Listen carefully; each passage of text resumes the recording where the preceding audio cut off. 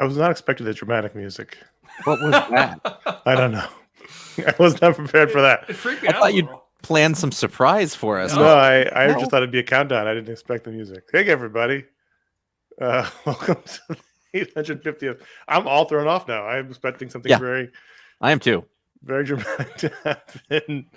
All right. Hi, we're doing 850 live. As you well know, you're here. We're going to give everyone a little bit of time to get here and just sort of chat for a minute.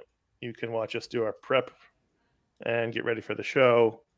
Glad to see everybody. There's a lot of people in the chat already. It's really awesome to see. Ryan, how are you mic-wise? It looks a little far from you. It's on a boom arm. I can bring it closer. Great. Those things are beasts. They can hear you from the other room.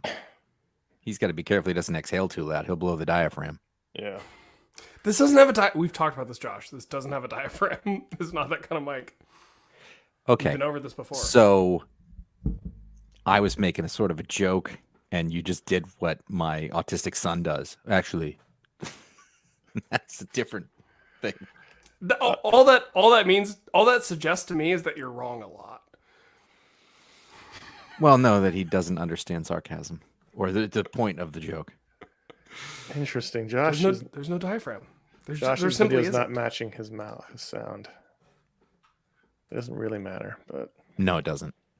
Am I behind? Like, are we? If I go back and forth and say, "Hey, Connor," and you say, your video's behind the audio. I'm on the cardioid setting, which we all know means it's a butt that ends in my mouth. Because that's... Maybe it's my internet. a shadow. All right, we're still letting everybody. You can turn that light off. I can, but then I won't look very good. That's all right. All right. My internet's fine. Weird. All right, whatever. Who cares? As long as it sounds fine. Nobody needs our faces to be all right. I got that crazy bandwidth, yo. But Yeah, apparently my internet's gig fine speed. too. I got gig speed. You're on gig speed now? like actually making it to the computer gig speed.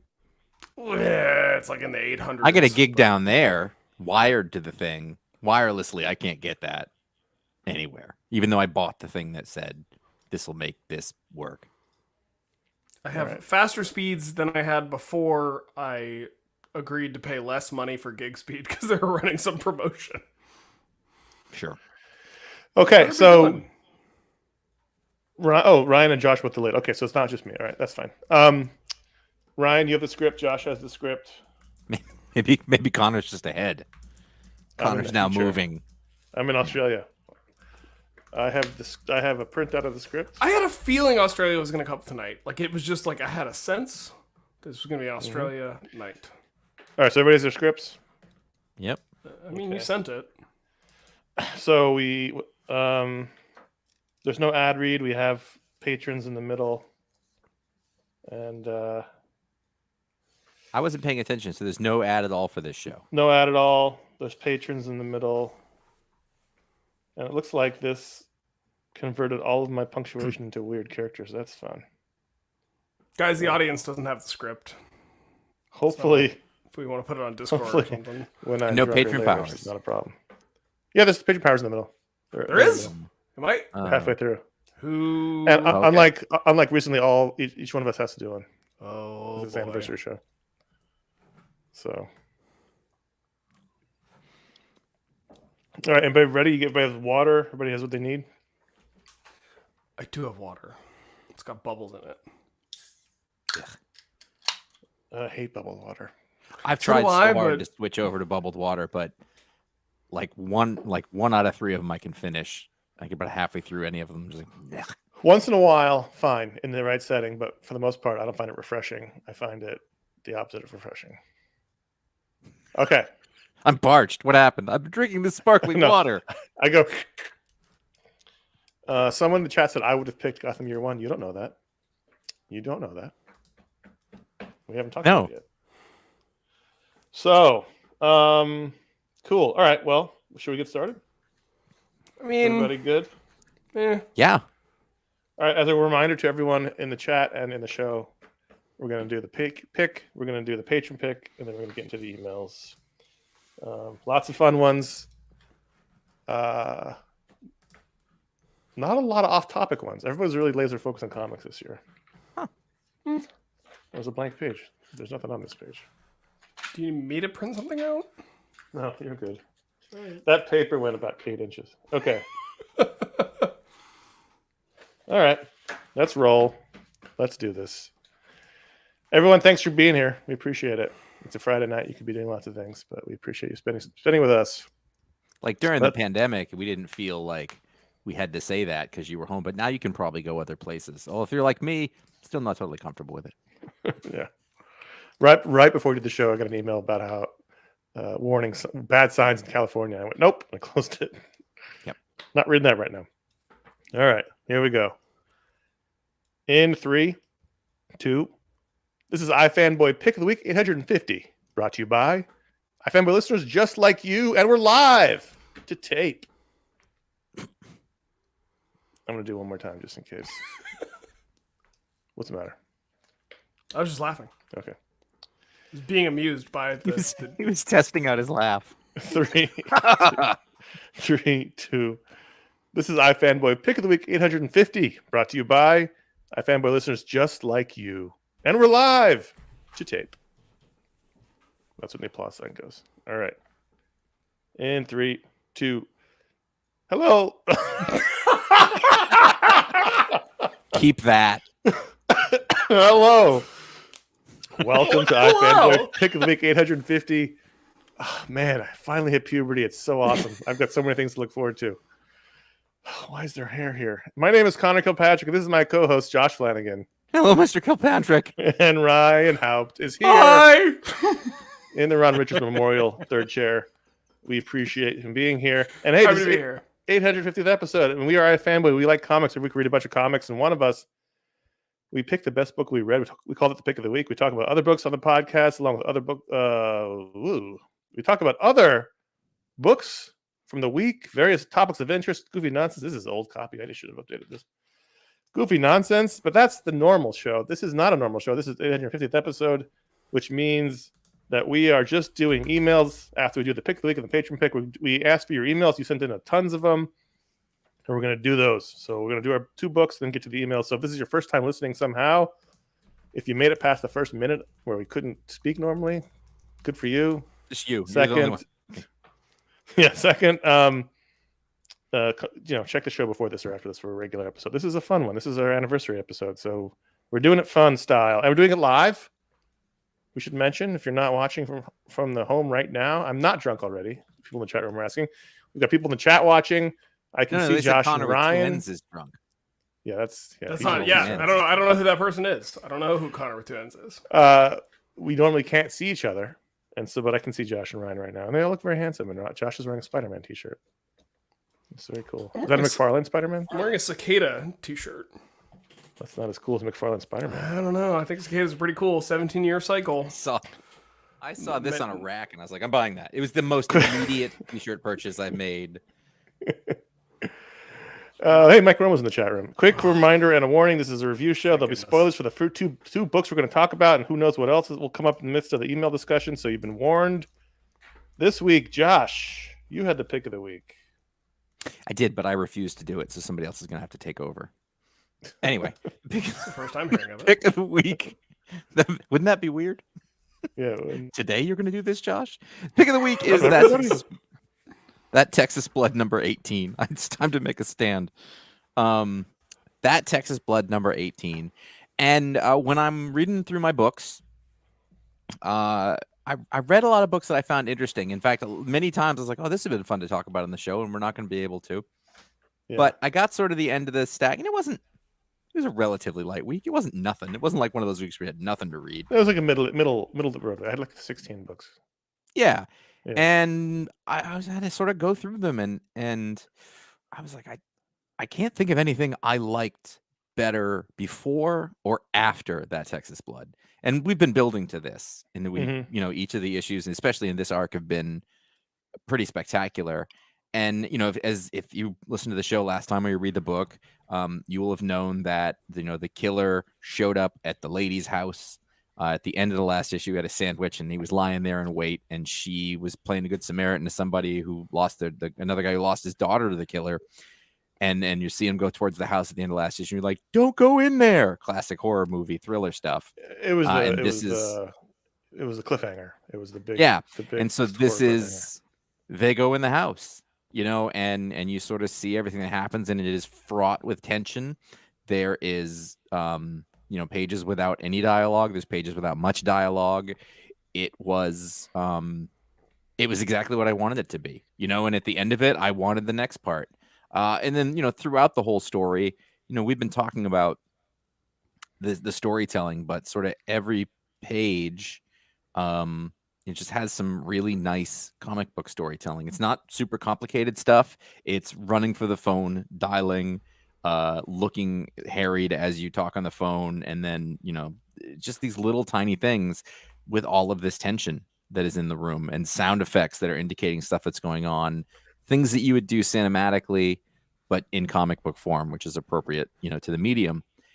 And I care about this story, and it's super simple. Like, it's not, if there's a psycho killer in town, he dresses up in a weird clown thing, he's hunting people. It's not like, oh my God, I can't believe this amazing plotting. It's tone, pace, mood, setting, all of that stuff. I think the plotting is very good. It's just not a complex story. It's just the way it's been structured. It's been very good. Absolutely, very, but very good. It is simple, like a well-cooked steak, if you want to put it that way, to bring it Texasy. Like, you don't want to mess with it. You're not looking for, like, if you just have a good piece of meat and you cook it just right, it's gonna be great with some salt. That's all that needs to happen, and that's what I feel like this book is. You're also right about, like, some pepper too. Almost cinematic nature of it. Like, every time this book cuts from inside to outside and back and forth, like, the way that it's able to build atmosphere between what's happening inside the houses or the homes of these characters inside the car versus what's happening outside, like, I can almost hear the snowflakes hitting. I was gonna say that when you switch to the outside, I can hear that storm. Yeah, it's really well done. The atmosphere is palpable, both in terms of, like, the tension of this occurring. Like, a snowstorm doesn't have to be a disaster, but this one is. But it's not a disaster because of the snow. It's a disaster because there's a killer. It is drawn in such a way, though, that having been through many snowstorms, like, oh, that's a bad snowstorm. But also, I can tell Texas is not meant for this weather, right? So it's going to be bad. I mean, right off the bat, page 1, as I'm showing to the viewers at home. Now we know that our viewers. We get the insert. Well, we get the insert shot of she left. Donna Abandando left the radio inside, right? So right off the bat, we know. Oh shit! Because we know the killer's inside the house, so we know she's in trouble because her lifeline to the sheriff is he's rested. Yeah. He shaved. He's had a nice nap. Yeah. He signed her up for some magazines. I mean, God, the whole sequence where he comes up on the old guy, his reflection, the knife, and then the next page with the repeating panels where he's getting closer. It's like that is the killer in the house story. It's like the old wives' tale about. They used to be a lot prevalent when we were kids. I don't know if they are now, but, like, the dog who's really the killer. The calls coming from in the house. Still freaks me out. Yeah, the licking the hand under the bed. But the way he uses the knife at the exactly. The way he uses the knife at the moment is also, like, it's a twist on what I was expecting as a person who, watches slasher and horror movies. Like, he doesn't kill the guy in the way that I was expecting, and so even that I found kind of shocking. I mean, this is. I mean, I'm again holding this up for the viewers, but he, he walks behind the guy, he puts his hand on the guy's shoulder, and it's a variation of the licking of the hand, right? He thinks it's the woman, and he puts his hand on his hand. Like, it would be a sweet moment if this wasn't a psychotic killer about to murder him, like she's comforting him, and then the next page is the close up where he notices, hey, that's wrong, and then that mask is such a good design. It's so simple, but look at it. It's so creepy. It's the scream jacket. I mean, that was I put this up on the Instagram. If you're not watching at home, you can see it on Instagram on our Instagram. That's how I'm going to greet trick or treaters at the end of the month. And just and then we get some information about the killer. While this is happening, the sheriff and his buddy or the deputy figure out maybe who the killer is, and there's a big fight between Donna and the killer, and she may have taken him out, but she didn't, because at the end we see him behind the car. But look, there's another part I love when she's talking to the sheriff, and look how claustrophobic it is with the wiper blade and the snow. It's great. Like there's this one panel, the other side mirror, where like the snow is almost covering, and you just feel him he's sort of boxed in physically. It's just this is a terrific arc. To that same end, I think that this is. I mean, hey, this is the comic book that I wanted for a really long time. There's no supernatural. It's a cop story that takes place, in the middle of nowhere. It's just totally simple, and then done by, Phillips is an amazing comic book storyteller already. I mean, he took what his dad did. He's making it work completely in this setting that almost never works for comic books. It's weird that this comic book is green light lit, actually. There's two things. Also, in here it's got 18 issues. Yeah, I know. That's what I mean. Like, we've really gotten to live it, so we've got to see them get better. Like shows that get. You figure it'd be a show that would get canceled in six episodes. Or six well, I mean, issues, granted, it's the son of one of their big artists, so I'm not saying that's why it's still going, but it's 18 issues. That's a lot for sure. And also, Josh, you should be reading Brubaker and Sean Phillips's OGNs because that's exactly what you want. It's just set in 70s in LA. Okay. There's two other things that I wanted to point out about the art specifically. So there's a scene where the sheriff and his deputy, I guess, are going through the stuff, and the one guy has a realization, but everything. But I think the thing that's most impressive about that, and this works with the dialogue and the art, is that the body language of the two guys says everything about how they're feeling there. The deputy's much more laid back, laconic. He's leaning there. He's kind of smirking. It's a contrast to what the sheriff's going through, and it's just that little kind of storytelling stuff that I think is a really nice bit of acting. And then the page right after that, the lady, the dispatcher, Donna Amadando, she takes a shower, and I was like, oh wow, he drew a middle-aged woman. Yeah. In middle-aged woman underpants, and it's not sexy, it's not ugly, it's not whatever. It's just like, oh, that's what a real person looks like, and it's the tiniest thing. But think about how many comic artists who can actually draw an age-appropriate body type on a woman. Like, it's impossible. They can't do it. So it's just like that part is like very lived in and real. The clothes that she's wearing before she gets in, her face is kind of wrinkled. But not but she's. I don't even want to venture to guess how old she's supposed to be, but unless she be younger than me. But she looks like a human being. If I'm going to criticize one minor thing with the issue, go on. It's this panel here, where it's this one, where the sheriff in frustration pounds the hood. It's not very dynamic. It could be. The body language could be a little bit better. But I agree with Josh. Like he's almost leaning on the hood rather than pounding. Yeah. It. But other than that, it's very minor. He should have been like Basil Fawlty and grabbed a tree branch nearby. There need to be like power, the lines of force coming off the. See, I don't see the slam. I see like, darn you. Right, that's what I mean. It just doesn't. But the thing that Josh pointed out, which I think is really prescient and is you can almost see the weight of the stress of this incident and the situation they're in weighing on the sheriff in a way it's not weighing on the deputy. And I actually think that's really interesting. Well, he's on the hook for it. He's got an election coming up. Conveying that in the art is impressive, and I hadn't noticed that until Josh pointed it out. And then as the pages you were talking about, the claustrophobic sort of driving, I mean, you can see the face of the sheriff has changed, his urgency, I mean, but it's so real. And it only stands out here because I'm like, wow, most people don't do this like this. They get by on a lot of other stuff. And this book has no tricks. There's no costumes. There's no everything has to be real. It's all shot. If this is a movie, the camera would never be above eye level. You know what I mean? It's all you're on the ground with the people. They have these rules that once you start paying attention, you can see that they're sticking with. And then J.J. Abrams shows up at the end. Well, and it also had a very Mrs. Landingham ending. Well, I didn't cry. She's not. I mean, we don't know what happened. It's true. She's not dead. I don't think. Not a new truck either. Anyway, do you think they paid Sybil Shepherd for this? I saw that too. I was like, that's maybe she's got supposed lawyers. to be. What's the movie she's in? Peter Bogdanovich, the last picture show. Yeah, that she's in this. She is the character from the Last Picture Show, who were off in West Texas somewhere.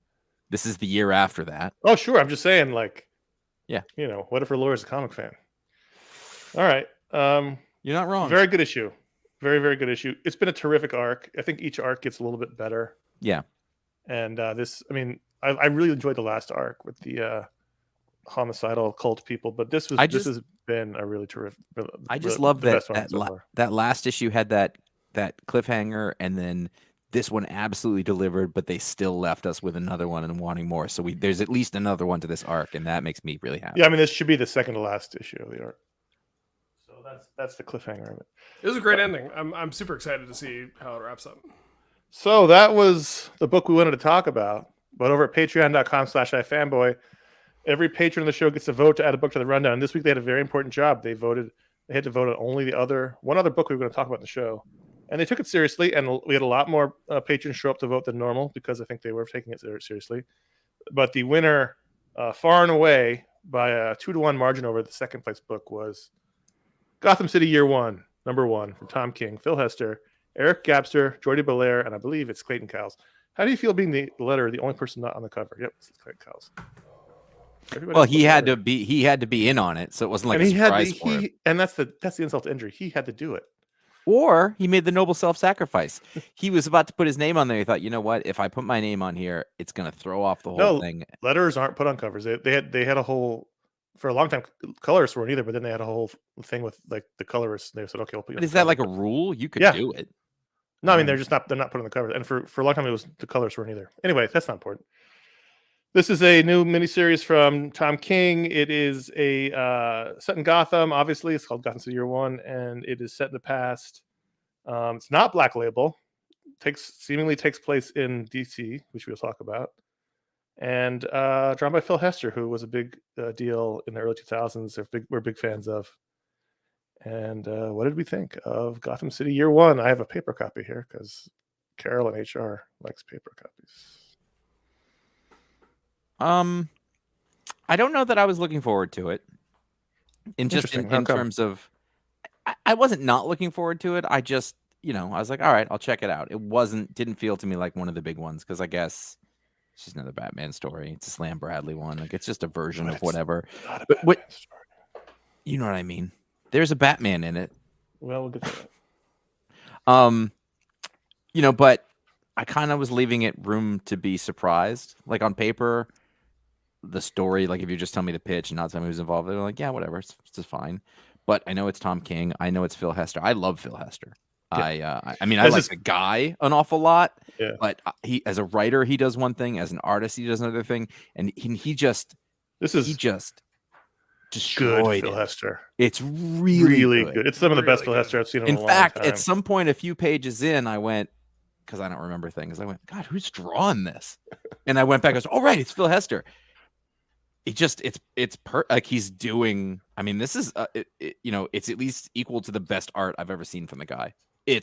You're not wrong. I mean, and like he's mixing up his structure like page to page. Like some pages there's no panel borders and its characters kind of free floating and intermixing. At other pages it's like super structured and linear and all of it works, but it's so well done and feels purposeful at every line. I mean, his lines are like a little minimal, but it felt like they sung on these pages. And Jordi Belair as well. I mean, there's some great sequences that go into black and white, or at least highlights of black and white. Like I'm showing here, like it pops in. I mean, this is, Tom King's doing a noir detective story here.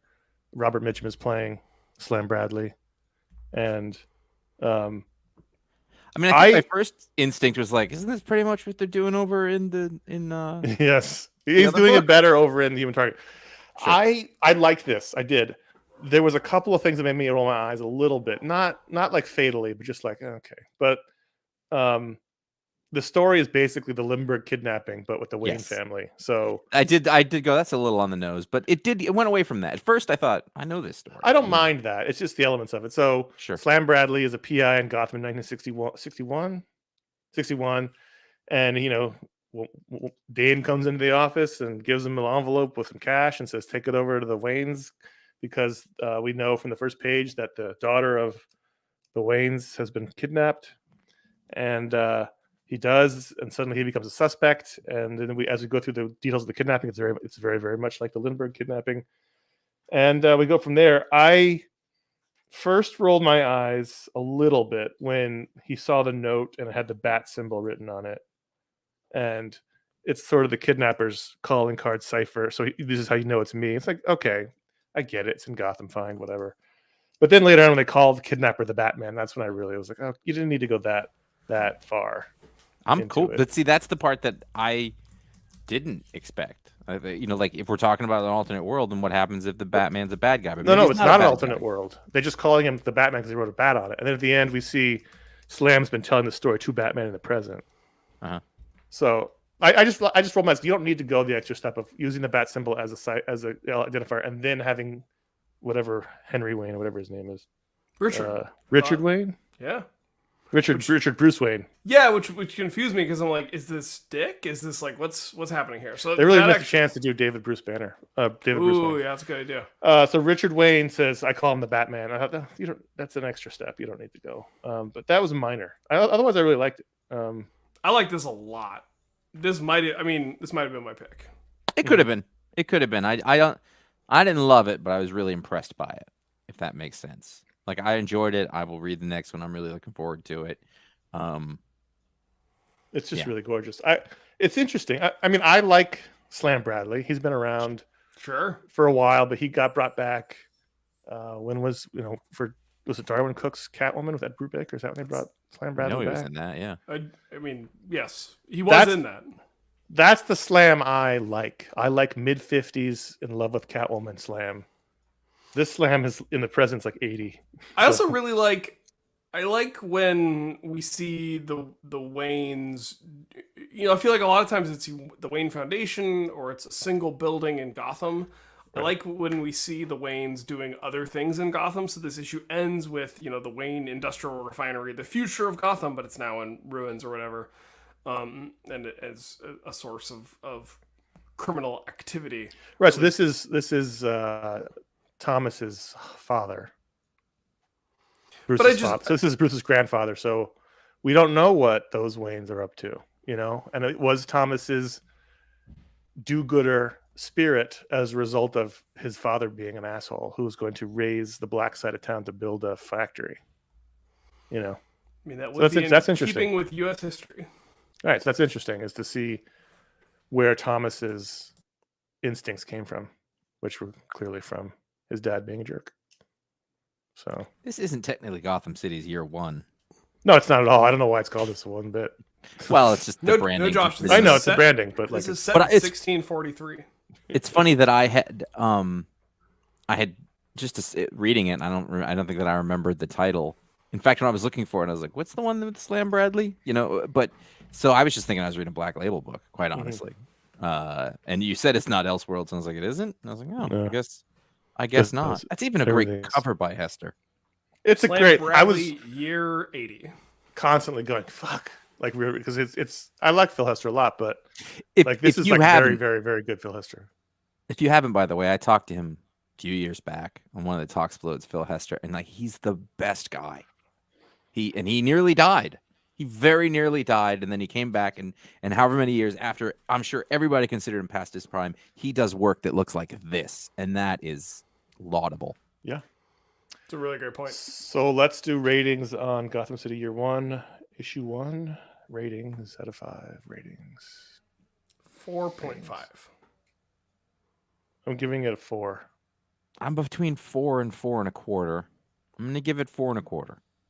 Sticking with it for however long it is. Yes. Yeah, absolutely. Cool. I mean, it's already better than Batman Year 2. That was the McFarlane one. It doesn't mean it was good. That was with the guy, with the Reaper guy. Yeah. Wait. No. Yeah. The Reaper was... Year 1 was Mazzucchelli. Year 2 was the Reaper. Year 3 was the Tim Drake and Two-Face. Yes. All right. Come on. Who are you talking to? I'm not. Listen, I'm reaching way back here. I remember having year 1 and really loving it, and then looking at year 2 and going, "Oh my God, this is McFarlane." Yeah. But there's something in. But he didn't do all of it. That. He didn't do all of it. No. Obviously. He was on the baseball hunt. Yeah, Anyway. I was gonna say he was going for baseballs. They're making a Batman Year 2 toy. Alan Davis and Tom McFarlane. Is that what it was? I mean, it should be called Bases Ball because there are multiple bases. Anyway, the point is, like, I remembered that I was being a kid and I loved Year 1 and I saw that there was a Year 2 and I got really excited and then like hunt for it and then I read it and I was like, I don't think I really liked that. It wasn't. Yeah, I understand that. It's not the best. That's like, I think there's a Batman versus Punisher. There's another one that McFarlane did like that, and it's just not good. There's Batman Year 2. Did that run in Batman? Yeah. Sometime around Fear the between Reaper. 89 and 90 or around there, something ran in Detective that was year something because that was when I first started reading Detective, and I I mean, it's always possible went through both. I don't remember though. Yeah. That I don't remember. I remember this. but I think this Year 2 is before that. Yeah, look at that, Alfred. All right, this is not good programming. It's a great programming if you're watching live, which most people aren't. Okay, so those are the books we're going to talk about. We did the patron pick. Thanks for voting. Patreon.com/iFanboy. Thank you for being patrons. Now it's email time. But before it's email time, let's talk about what we're drinking. Ryan, what are you drinking? It better not be moonshine again. No, I'm having a non-alcoholic cocktail from Seed Lip. This is their Spice 94 aromatic offering, which I'm having with some rose, honey, and lemon mixer, and a splash of soda water. Real quick. Yeah. Batman Year 2 ran in Detective Comics, Yeah, I'm not 575 to 578, and then Batman Year 3 is what I was thinking ran in the Batman book, and that was one of my first arcs. I think that the one before Batman Year 3 was the Lonely Place of Dying. Or the You're right. A Little Place of Dying was the Tim Drake story, and then Batman those were my first Yeah. Batman issues ever, and then Year 3 was the one that came after that. You're right. So Ryan, instead of letting my wife make me a cocktail, I took the non-alcoholic liquor. You can have a cocktail. Just don't have a bottle of moonshine. Listen, I got these for her when she got pregnant, and she didn't finish them because they're not that good. But I'm non-alcoholic liquor. Yeah, but I'm gonna have one tonight because that's the move, and then I've got the rest of this water to keep me going. Although I may need a bathroom break at some point. You can have a cocktail. Slancha. You can also have a bathroom break. Josh, what are you drinking? Soda? I just have water? a Coke Zero right now. Coke Zero? I was going to have a little margarita action, but I'm supposed to take my son mountain biking in the morning, and this is going to be late, so I didn't want anything to make that harder. This actually tastes pretty good. If you like liquor. No, there's no liquor in it. There's no liquor in it. But it tastes... It's just mixer. He's just drinking mixer. It tastes like liquor, though. That's the point, right? Honey, and lemon. Okay. And this particular Seed Lip is very cinnamony, so it's like a very cinnamony. I don't like what alcohol tastes like. That's my point. But this it's not alcohol. It's the mixer part, which is. But I thought you said it was. So there's no. Okay, forget it. There's no alcohol in this. It's just a thing that Mike Romo hates. But it tastes like a cocktail. No, it just tastes like a spiced. So juice. It's basically like this tastes like juice. This tastes like a aquavit if you left it out overnight and all the alcohol evaporated, and so it's just kind of a vaguely spiced liquid. All right. I'm drinking the same Macallan I had at the last anniversary show. I never touched it after that, so I'm drinking it again. That's an impressive amount of self-control. Yeah, well, I what it is.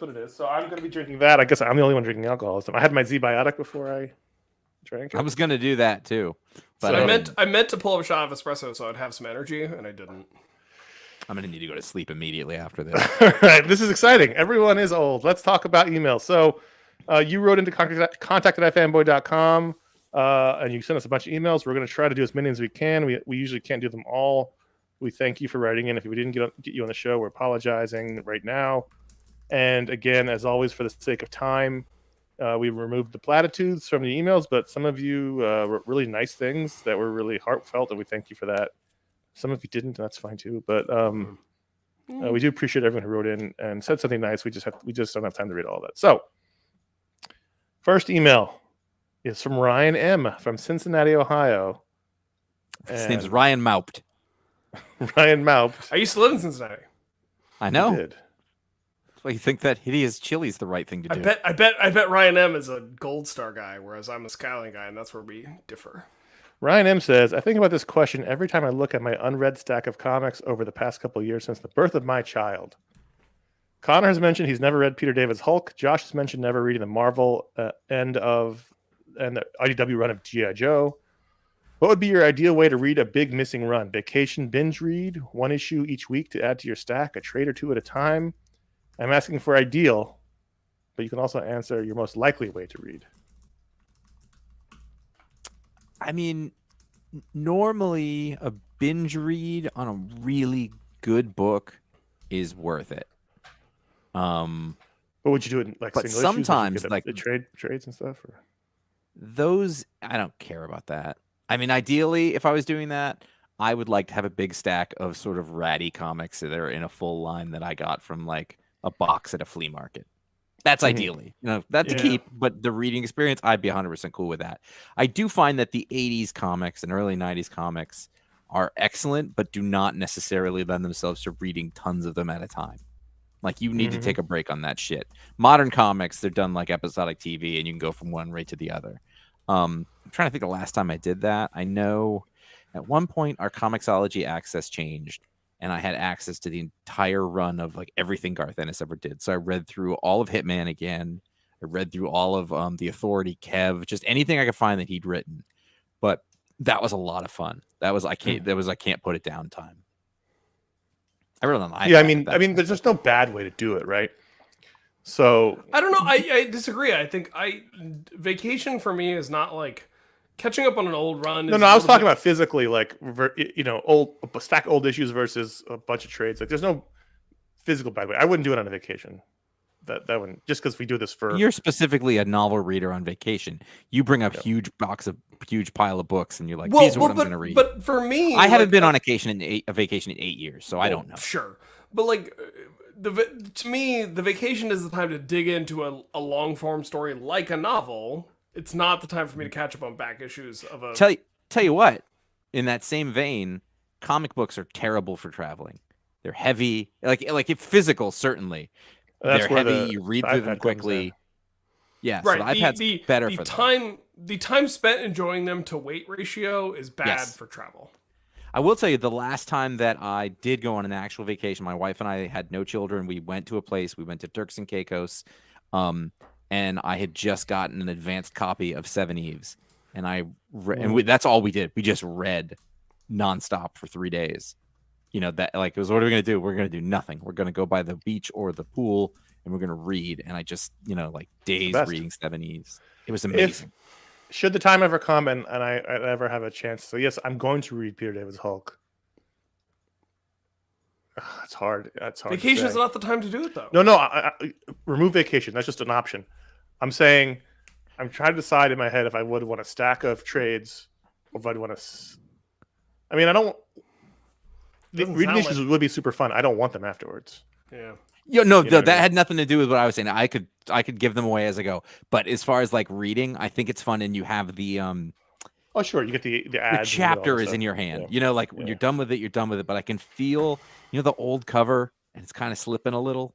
I bet they smell good. Feel that in my hand. I like that. I have every one of those G.I. Joe issues on my iPad. Like, they're there, and they've been there for years. Also, would like to read Punisher Max. Yes. And this is Punisher Max. That's the other one. Ryan, pick one run you'd like to catch up and read. Great question. I was always a little nostalgic about the fact that you guys did like the original Fantastic Four run for a Booksplode way back when.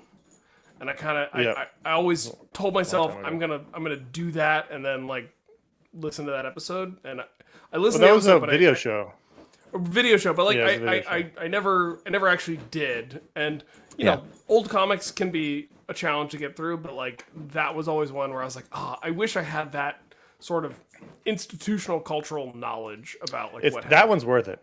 Yeah. Fantastic Four is worth it. Josh, you number 2.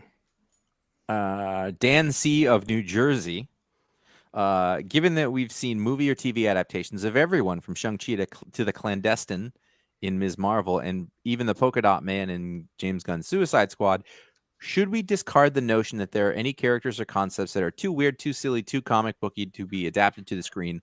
What character would you be most surprised to see in a big budget adaptation? I don't think you should be surprised anymore. I think we're through that looking glass. Yeah.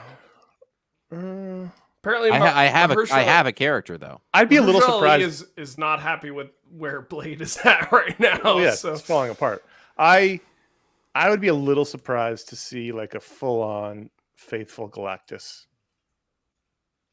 Yeah, that's actually a really good. That's he's got the big helmet with the crazy things, and he eats planets, and he's purple. And wait. So the question, then we go to the nature of the question. Is the question inferring that is a spot-on comic book version of it, or an adjusted one? Well, I mean, because like the frog, like She-Hulk has a lot of those, where like the leapfrog's in there, but it's a different. I'm really liking She-Hulk. Okay, we're not here for that now. Yeah. Are we discussing? Or a are lot we not of questions. Discussing? We are, but we don't want to get away question on the screen. The question on the screen, which is Dan's question. But She-Hulk is introducing a lot of concepts. Are we arguing about the thing? I think there's a difference between a sitcom and a big budget movie.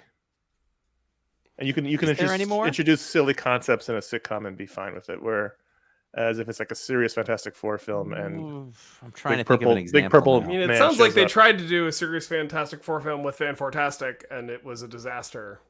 Whereas She-Hulk is kind of a delight. Right, but again, this is not relevant to the question. But no. I think the question is then. Okay, what? Go ahead. What character would you be most surprised to see in a big budget adaptation? Galactus. So that's comic version. What's Josh's answer? Bueno Excellente. He fights evil with the power of perversion. Sure. He's Bueno Excellente is DC comic book main universe canon. Yeah. Hitman took place in the universe of DC, full on. Bueno Excellente, who fights evil with the power of perversion. What about the Defenestrator? He buggers it. The Defenestrator is not as uncomfortable as a shirtless, overweight Mexican man in a trench coat who sodomizes things. And says Excellente. The Defenestrator is absolutely someone that James Gunn picks up on. My answer is Spot, the Spider-Man supervillain. Really? You think that's too crazy? Visually, that'd be amazing. I think visually it would be like most surprised or whatever the question was. Like I think it's a very minor tier character that if done in a interesting way on film would be really like I want to see Tom Holland go up against a guy who every time Tom Holland throws a punch, the Spot throws up a portal and Tom Holland hits himself in the face. Like I think it would be really cool. So sure, but you think that'd be too strange for the audience? I think that would show up. I don't know if he wouldn't be the main villain. That's the question. What is too strange? Would you be most surprised to see in a big budget adaptation? Because the content is too weird, too silly. That's my answer. All right. Con McKing, what do you want from me? Like I'm trying to answer the question. Con McKing is more. Ryan 3. Do you find it difficult to enjoy the work of writers? Who sent the email in? I find it difficult to enjoy you, Connor. Do you, Bobby R from Modesto, California? Do you find it difficult to enjoy the work of writers and artists who engage in ugly social media battles with fans and or other creators? Yep. No. Well, Connor, are you saying no because you're not on social media? But also because I don't care. But like I do find it distasteful. We've had a version of this conversation where Connor, at least in principle, says he doesn't care at all what happens on the side of the creator or what they're like for him to enjoy the thing. Yeah, we've met plenty of people who have been assholes. I don't have a problem enjoying their work. I have said this. I think those are both valid. Yeah, they're both wrong. But I think that for me, it's a sliding scale, and it depends on. Well, obviously, it depends. If they're it depends on the nature of the stories they tell. Chip Zdarsky sometimes does stories that have nothing to do with him or him trying to work his stuff through that were obvious. He's not apparent in it. There are other people who write things in such a way that their personality is just suffused in the thing. And if that personality is in there and I know that they're a prick, and by the way, arguing about stuff with people on Twitter is never a good look, ever. True. Like, it's pointless. And so that colors the thing. Now, I'll just use an example because he's already been canceled, so who gives a shit? Warren Ellis, I think, was a really good example of this, is that he was not a nice man. He was an asshole to me personally at times. He didn't know who I was. It's not like that. So he's an asshole to a stranger. And this is before whatever other things came out about him. And I did not read a page of his stuff at all. Like, it did not affect my enjoyment of his stuff. But like, you know, if you knew Bendis was an asshole, all of his cutesy dialogue and fun stuff would be affected for me. I don't know if that makes sense, but that's how I read it. No, that's interesting. I mean, that's a fair way to look at it. I mean, basically, what I'm saying is, if the work makes me think of the person, then But also, it depends on the person's public persona. Like, Warren Ellis's public persona was an asshole to begin with, right? Yeah. I mean, so you went into it knowing he was an asshole, and you just had it confirmed. Yeah. Yeah, for sure. Now, there are other people who, like, they're people who have said things that I didn't like on specifically on social media. It was a creator who argued with another creator, and I have not read a word that he's written since then. I won't read him. It also is that I don't like Alish Kott's writing. Hey, you just said it. I that's the joke. You know, Scott Kurtz, I won't read a thing he did, and I loved his work. But there's a pettiness that is unbecoming. There are also people I know who are terrible to work with, and I didn't see it personally or whatever. But I kind of just like I don't want to support them. That's it's different. Can you enjoy the story? That I don't want to support them. Sure. Warren Ellis is actually a really good example. Yeah. All right. I would read a book if he put it out right now, and I'm not afraid to say it. I would read it immediately. And you mentioned him being like unpleasant when you interact with him, and like same, been there. But like, well, everyone, that's his thing. He's an asshole. Everyone was unpleasant. Bryan R, who I believe is in the chat rooms, he has two questions. His first, let's say an eccentric billionaire drops $10 million on the podcast. What do your lives look like 6 months later? And if you need a tax sheltering accountant, you can holler. I actually had this conversation with my wife the other day. Uh-huh. And it was like, what if you suddenly became independently wealthy? And I was like, I would start a band and tour.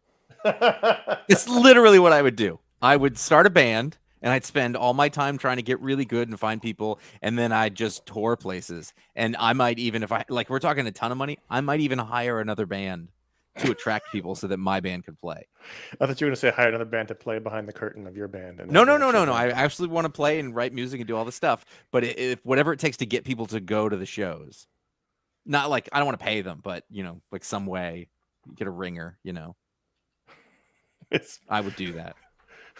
That's exactly what I mean. Like I'd give the kids something and buy a house and clean up all the debt. Well, I mean, look, first of all, I mean, the boring answer is after taxes and splitting it in a bunch of ways, $10 million isn't gonna.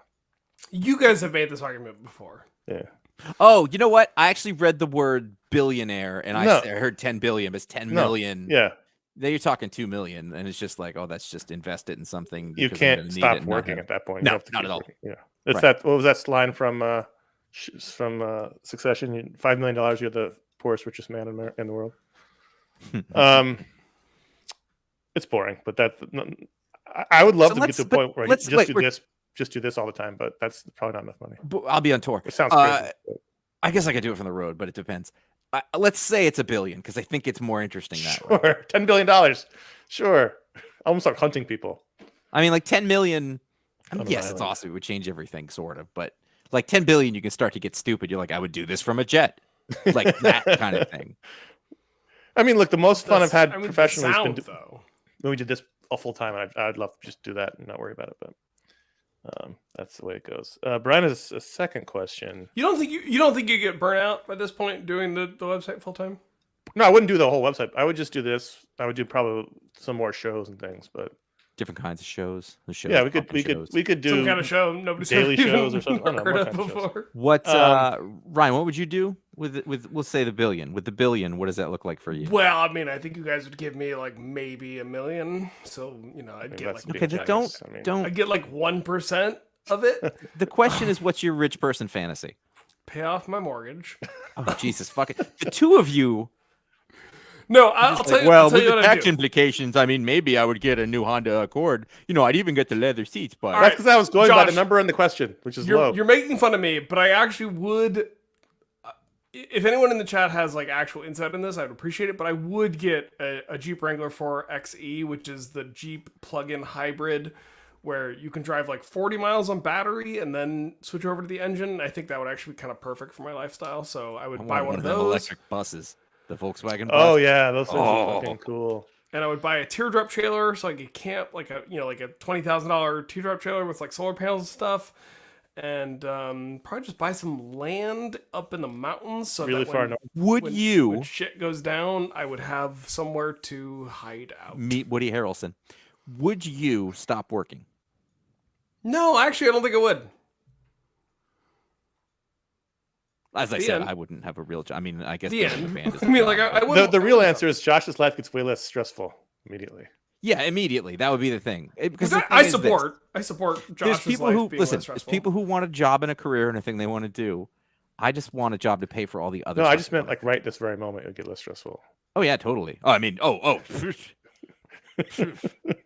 the interview alone. Harumph. Let's, in the interest of time, let's go to number 5. Josh D. Gold.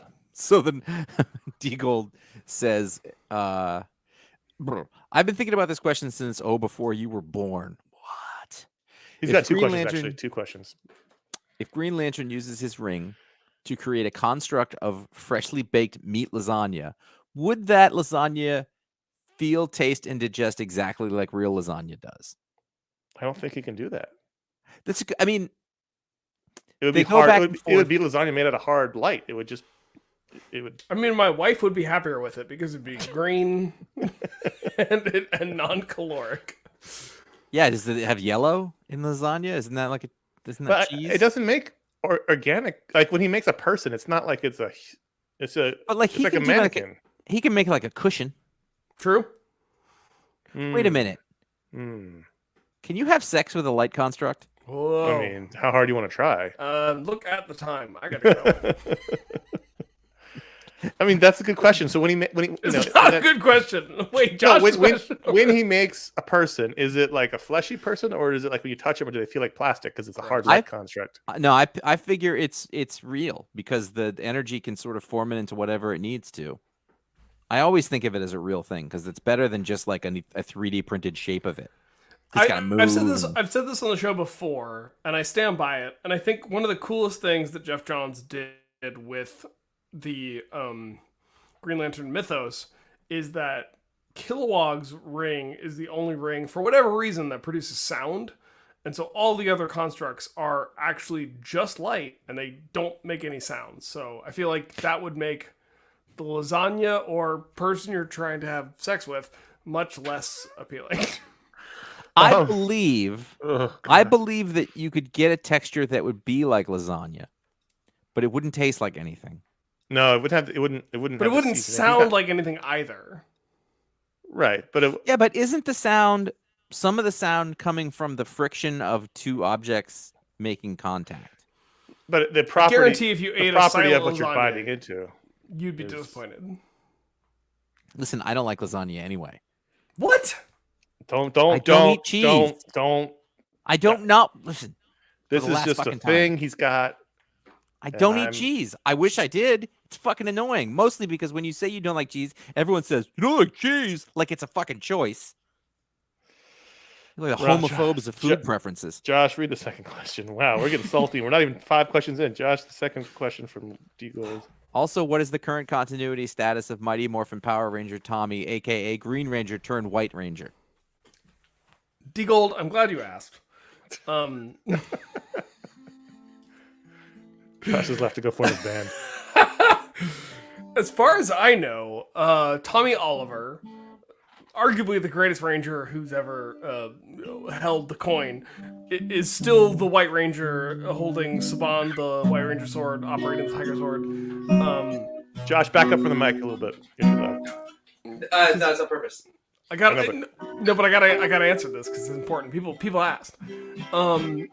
He is the de facto leader of the current team of Power Rangers. There is a Green Ranger who's a guy named Matthew. He's not from the show, but he, obviously is part of the Angel Grove High School community. And his power coin is unconnected from the morphing grid, which is really interesting because like most of the Power Rangers, their power comes from the morphing grid. So when you do that outside the morphing grid is really interesting. But what is he? What is the current status? He is still the White Ranger, de facto leader of the Power Rangers. And the coolest thing that happened recently, they made the white guy the leader. Always have, because in Voltron, it's the black guy who's the leader, even though it's just a black suit. It's not actually a black guy. They're all Japanese. The coolest thing that's happened recently is the Tiger Zord and the Dragon Zord actually combined to form a Tiger Dragon Zord, and that was awesome. And then Lizzo played the Dragon Flute and summoned the Dragon Zord in Washington D.C., and that was really awesome too. I'm just gonna. Ed K writes in any remaining Power Rangers questions. Ed K, go ahead. I thought I'd spin the Patron Powers idea around. Probably not original, but here it is. Oh, will it? Host superpowers. Josh can make people believe that he is any celebrity when speaking with their accent. I can already do that, Ed. But they actually believe it's you. Yeah, I know. Eddie Vedder. My wife does not like when I walk around talking like Eddie Vedder for like a long time. Connor, able to correctly diagnose any vehicle issue better than the code reader just by touch. It turned into Christopher Walken and Eddie Vedder. Yeah, that'd be great. I would like that. I mean, there's an app now. I mean, it's super easy. I know, but touch. Did you also know the codes? Like you see the number and you're like, oh, that's a blown spark plug. Ryan can create a visual presentation about any extinct animal and show a comparable animal from Star Wars. He can definitely do that. He can just do that now. Yeah, that's not a power. Like he wouldn't even have to look shit up. It wouldn't be hard. I mean, I'd have to like pull some images off the internet. But... and Ron, who is able to physically hear any iFanboy episode while it's being recorded, but only when he's not on it. It probably gets in the way of his work. Yeah, but at least we could say he's been listening to the episodes. I feel like if Ron could just hear the mouse clicks, that would be... his patron power should be he can hear the clicks of the mouse. His patron power should be that he can hear the click of any mouse he shouldn't hear on a podcast as it happens in real time. He hates Friday nights particularly. We're going to skip 7 because we've answered that one a bunch of times. 8, Zach G from Virginia. If someone were to create a musical biopic in comic book form, which artist band would be the best subject and why? To me, that is a toss-up between Jack Kirby and Steve Ditko. What? Which musical biopic? Yeah. But it's an artist and a band. Oh, I gotta name a band. Yeah, a musical biopic. It's a book about a musician. When I see the word biopic, I really want to say biopic, and I'm still not sure if that's okay. You say that all the time. It's wrong. So we've had Johnny Cash. We've had several Beatles ones. Oh, musical biopic in comic book form, not a musical biopic about a comic book person. No. I totally. Okay. Who's singing in that? I believe in objectivity. Don't cross the street unless you're allowed. So whose life lends itself to? I mean, they've literally already done the Beatles, so they've done several. Mighty Boss Twins. I want dancing guy in a comic book. Drawn by Jack Kirby. No, he was. I think this is about pairing. No. Which band or artist would make the best comic and why? That's it. That's the question. So it's the person who's creating the biopic. No, there's no question about the creator. It's just literally who's the band. Which band is the person? That's weird. Ryan got it confused, and now you're confused. Oh! I like how I did it better, by the way. Me too. Yeah, I understand. You and I are correct. Other than Bowie, you're just naming a band, which is like, eh. Other than Bowie. Okay. Is there a tragic one? I'm still gonna pick an artist for it because I think that's worth it. You can. I'm gonna do The Who, specifically Keith Moon, as drawn by Ramon Perez.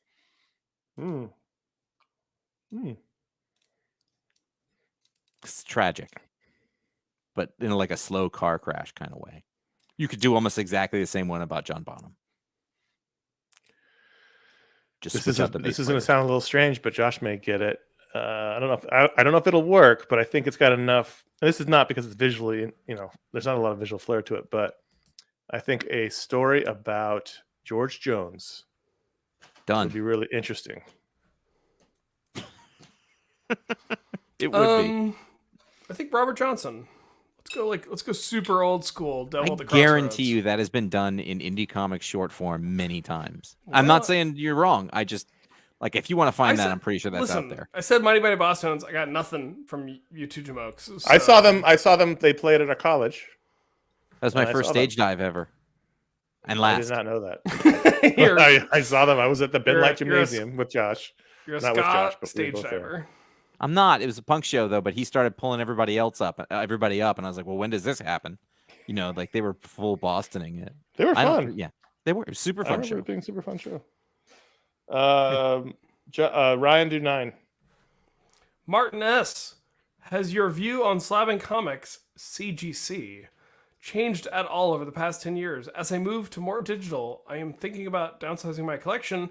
The idea of slabbing some expensive back issues I have is more appealing.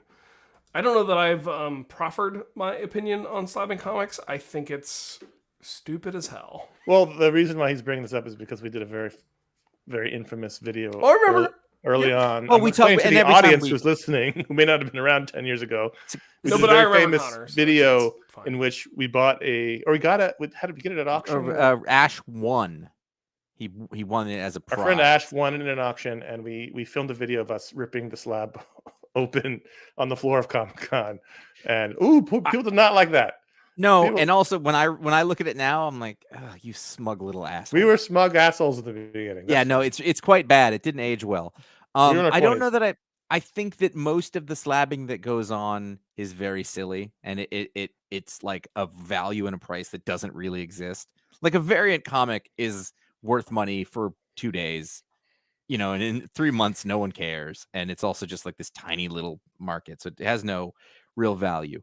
However, I can see the inherent good idea about putting like a real classic real valuable comic in a way that has been thought out very well to protect that comic. It could come out if it needed to, but really you probably wouldn't be thumbing through, Detective 27 very much at all anyway. Yeah, I mean, I get the idea behind an incredibly actually valuable artifact. Right.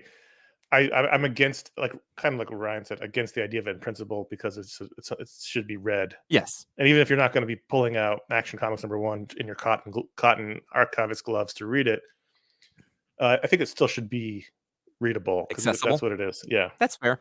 But I understand that's how their really old ones are protected, and I get it. I understand it. I don't still like it. I don't know. I mean, I think if we're talking about what are essentially like museum pieces, but I also don't blame people for getting them done either. If that's what you no, but I mean, if we're talking about like a museum piece, we're talking about what the three of us would consider a piece of history. A G.I. Joe 21. I could not believe how expensive those were when you told me. I know. I decided I really need it. So what actually was, I went to Granite Con, the little tiny New Hampshire con, and I saw on one of the shelves G.I. Joe 21 in a CGC slab, and I was like, if things were a little different right now, I'd definitely go check that out. Like, I was serious. I cannot believe how expensive it is. I definitely got rid of it. That's annoying. Wait, you had that in your collection that you gave away? Oh yeah. I framed the first issue, and I had 20. Sorry, I had this all is of the back them. of my phone. I had 26. I had the origin of Snake Eyes and Storm Shadow. I had 26, 27, 28. I had all those. So you didn't keep any of them? No, because I've gone through and I have some runs that I'm keeping. No, I kept some runs. I don't think I kept G.I. Joe though. Oh, that's so weird. Because I had the trades. I know, but I'm really surprised about that. I know. At least like the first I didn't have a lot of time to 25. think about it. I didn't have a lot of time to think It's about fine. It's fair. I understand. It's a mistake that I would have made, but I am not going to not call it a mistake. That was a mistake. it. I understand. Ryan, what were you saying? I was just saying I framed the one and only issue I've been pull quoted in. Oh, sweet. Well, I have But, that like, back here. I framed it. I didn't slap it. I have that right here behind me. My issue Criminal. that I pulled. No, mine. I Oh. did the same thing. It's right here. Criminal. Yeah. I think mine's in that closet there. I just I have a stack of comics in which I appear. I've only lived here They're for just in a stack. They're not. I've Megan's only, but I keeping, buy them physically. Megan's keeping a box of all the comics that we get killed in. I had to buy. I bought one. To like I bought. throw off the detectives. I Like bought the One Bad Day Yeah. issue at that con so I could show Henry that I was in the book. And he was like, "Why is Michael Stipe there?" And I was like, "You don't know who Michael Stipe is." Ryan, do 10. Brad G from Exeter, California. If you were to go on a 2-week road trip with any 4 non-powered comic book characters, who would it be? That's a great question. Four people is like what 2 car weeks we is a long time. 2 weeks is a long time, and 4 people is a lot of people on a road trip. It's but too. it's a It's too long for people who do not know each other. It's a good question. I went on this is a related tangent. So Josh and I both attended our school's Los Angeles program. Our school was in New York, and we did it different times. Josh is already falling asleep, by the way. New York City. I drove across country with a bunch of our friends from college that Josh was also friends with, and it was only a 1-week road trip.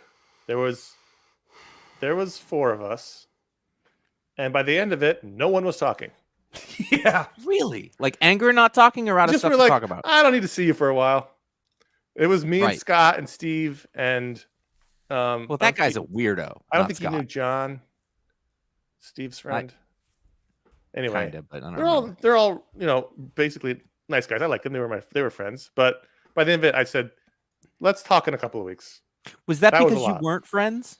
No, we were friends before. I knew them all. I knew all of them. Right. So, but you, I mean, see, Because I you're didn't have spending that 24 experience. hours a day for 2 weeks in a car.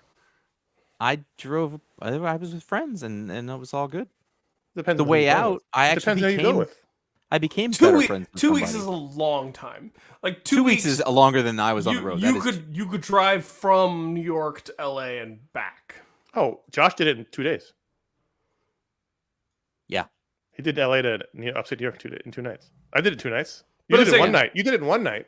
I did it in 2 nights. But like road trip to me implies like we're stopping at Sure. tourist traps Yeah, yeah, and Balls, having the fun giant with ball it. of twine and everything. The biggest ball of twine in Minnesota. I would have Dick Grayson. Good Cool. utility. Man, I don't know if I'd want Tony Stark. Wait. Just before No, you we don't go, want Tony Stark for 2 weeks.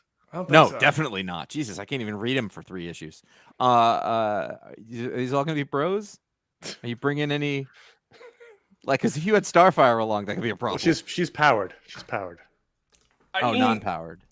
Is Mockingbird. No, I'm just Maybe? trying to think of attractive. Listen, non-powered. if I'm going on a 2-week road trip, like Barbara Gordon's going to be there. Like, Stephanie Brown. There Like it it's going to be Wait, no. a much different road trip. Wait, in this universe, Gross. are we divested of our current lives? Yeah. No, And this I is me said at 25. lives. This is me at 25. Okay. I was married. Now I it's was- next no, I trip. don't like it. I don't like it. I don't like. I don't like to take the turn. This is. I'm just taking. saying, if it's going to be 2 weeks, might as well be diverting. But you could definitely have a situation if it was 2 weeks and you have some mixing going on, that by the end you end up with the same thing where no one's talking. In fact, it's Oh, yeah. likely. In fact, I get left in Wisconsin. Yeah. All right, that was fun. Wait, we didn't answer the question. What, I'm all right, you gonna answered. get. I You want to said- name. You said Dick Grayson. You said I'm Tony gonna Stark. name 4 people. I'm gonna name 4 people. No, he said Alright. not Tony Stark. He's only got one. Okay.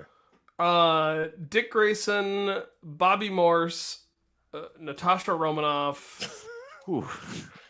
and Somebody's gonna feel bad about themselves at the end of that one. It's not Dick Grayson. We know that. So it's you. That's fine. That's fine. You're the guy getting sand kicked in his face. And who's your fourth? My fourth. Somebody in the chat room said Jimmy Olsen because he can take photos of all your trips. He's not a and things, is he? superhero. He's Well, a you got character. it's a good. He's a it's combat good character. He's a security. superhero. No, I'd say that's okay. It's a good security because if like you really get into trouble, you can be like, beep.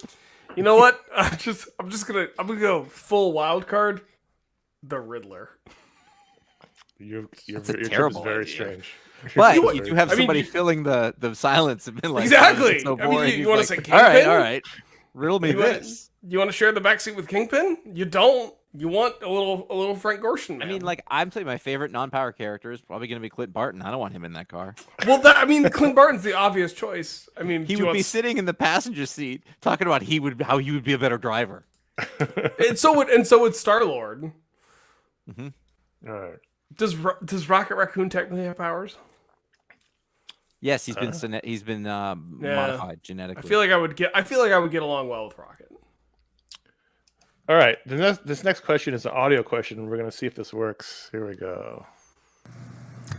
Hey guys, this is Wes from Philly, Minnesota, and I had a question about good old superhero comics. When do you think good old superheroes go out of style? In the 90s, it seemed like we had Marvel's Kingdom Come, JLA, Kurt Busiek, and George Perez's Avengers. Gosh was definitely still in style. But with Marvel Knights, and definitely by the time Civil War started, Gosh seemed to go out of style. What do you think? Is that about the right time? Is it earlier? Is it later? How prevalent do you think Gosh still is in today's market? Thanks. Happy 850.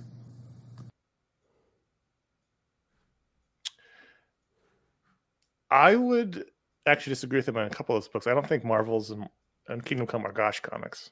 No. I think that's part of the Those are- part of the change. Yeah, the modern. They're great comics, but they're very serious. I mean, other than that, it's kind of our 80s Gosh. Well, see, the thing is, Gosh is in fact malleable. There could be 70s Gosh, 80s Gosh, 90s Gosh. Eventually we'll be like, well, there's 2000s Gosh, except they're not really good old there. So there must be a cutoff, at least at our age. There's Josh Gosh. Gosh, which are excellent overalls, but they don't come in a big enough size for me. Josh Kabosh. Gosh, what was it? Josh Kabosh. It got me Gosh, thinking chicken when he egg. was saying, though, that actually, like, the little conclusion I came to is that if it hadn't been for modern comics, I would have never gotten to appreciate good old superhero comics. Well, you need the contrast. No, Sure. but for That's a me good point. specifically, Good point. like after 10 years of Rucka and Brubaker and sort of like bringing the serious into comics, then I was like, I'll look at an older comic and go, oh, I totally get it. Like, this is fun. I wouldn't have gotten there if I hadn't read all those newer comics, though. So when did they go out of style? I mean, I think he's not wrong. It's the end of the 90s. It's the Marvels. It's the Kingdom the Come. bankruptcy. It's the Marvel Knights. It's that whole thing. It starts the in the bust. 90s. Everything after the bust was at the end of that because they had to come Yeah. back in and reinvent things. Yeah. I mean, That's- you could see it starting at Vertigo in the late 80s. Like that's the germ of the thing, which then, Yeah. of course, the germ of that would be indie comics, or British comics. Ryan, do you concur? I don't know. I mean, I got back into comics as like a regular media that I checked into, week to week in the early aughts. I mean, we talked about this before, I think, offline, but like, if the goal of the Ultimate line at Marvel Comics was to get people reinvested in the characters that they hadn't been keeping up with previously, like that actually worked on me, and so I actually felt like the Marvel line was the Ultimates line at Marvel was sort of my Gosh reintroduction. Fair, but let's talk about if you have to pick up a comic book from the 70s. Now, you never read comic books in the 70s. It's going to read very differently than most of the comics you're reading now, unless that's its thing, is to be like that. Do you have an appreciation for how the comics were made at that point? 60s, 70s, something like that, even though you never read it. And that is not the same as the Ultimates. No, I did. It's a good question. I didn't have an appreciation of that until doing, the working with iFanboy, Right. I mean, we talked about this on a recent episode, but like I've literally taken college classes on comic books, so like I needed that level of introduction to appreciate that. Like it wasn't inherent in my Right. reading of comics to appreciate those books. Yeah, and that's interesting because if I hadn't been a gigantic comic book snob, I would have had a much harder time appreciating stupid comics from. I remember when I was a That's the arc you kid. go on too. Yes, I remember when I was a kid, there was like you could buy like just a random grab bag of books from the bookstore. They had like a bound together stack of 5 or 6 issues. It was both DC and Marvel, and so I remember getting like an issue that was something post Death and Return of Superman, but like it was still had Eradicator and Cyborg Superman and all the other characters, and then it was also this issue that had Harry Osborn as the Green Goblin with his kid Normie, and then like Molten Man, and I was like, who the fuck is Molten Man? So like that I think I've read that. That to me was it had a foil cover. It was Todd McFarlane. You probably did read it, Josh, but like it was the closest I ever got to, I think, the Gosh ideal that you guys talk about. That Spider-Man McFarlane is the last gasp of Gosh. I think you're right. That David Michelini stuff, or whoever, like that is, it ended pretty soon. Like that's when they're all still talking to themselves in word bubbles, and meanwhile, like that's it. That's the last gasp. Like, what's the deal with Molten Man? He's a man. What's molten? He's very, very warm. I mean, he's got to be. He's at least 500 centimeters. All right, guys. I'm very excited for this next question. Josh, very, very warm. Can you please give me a number? 12. 12.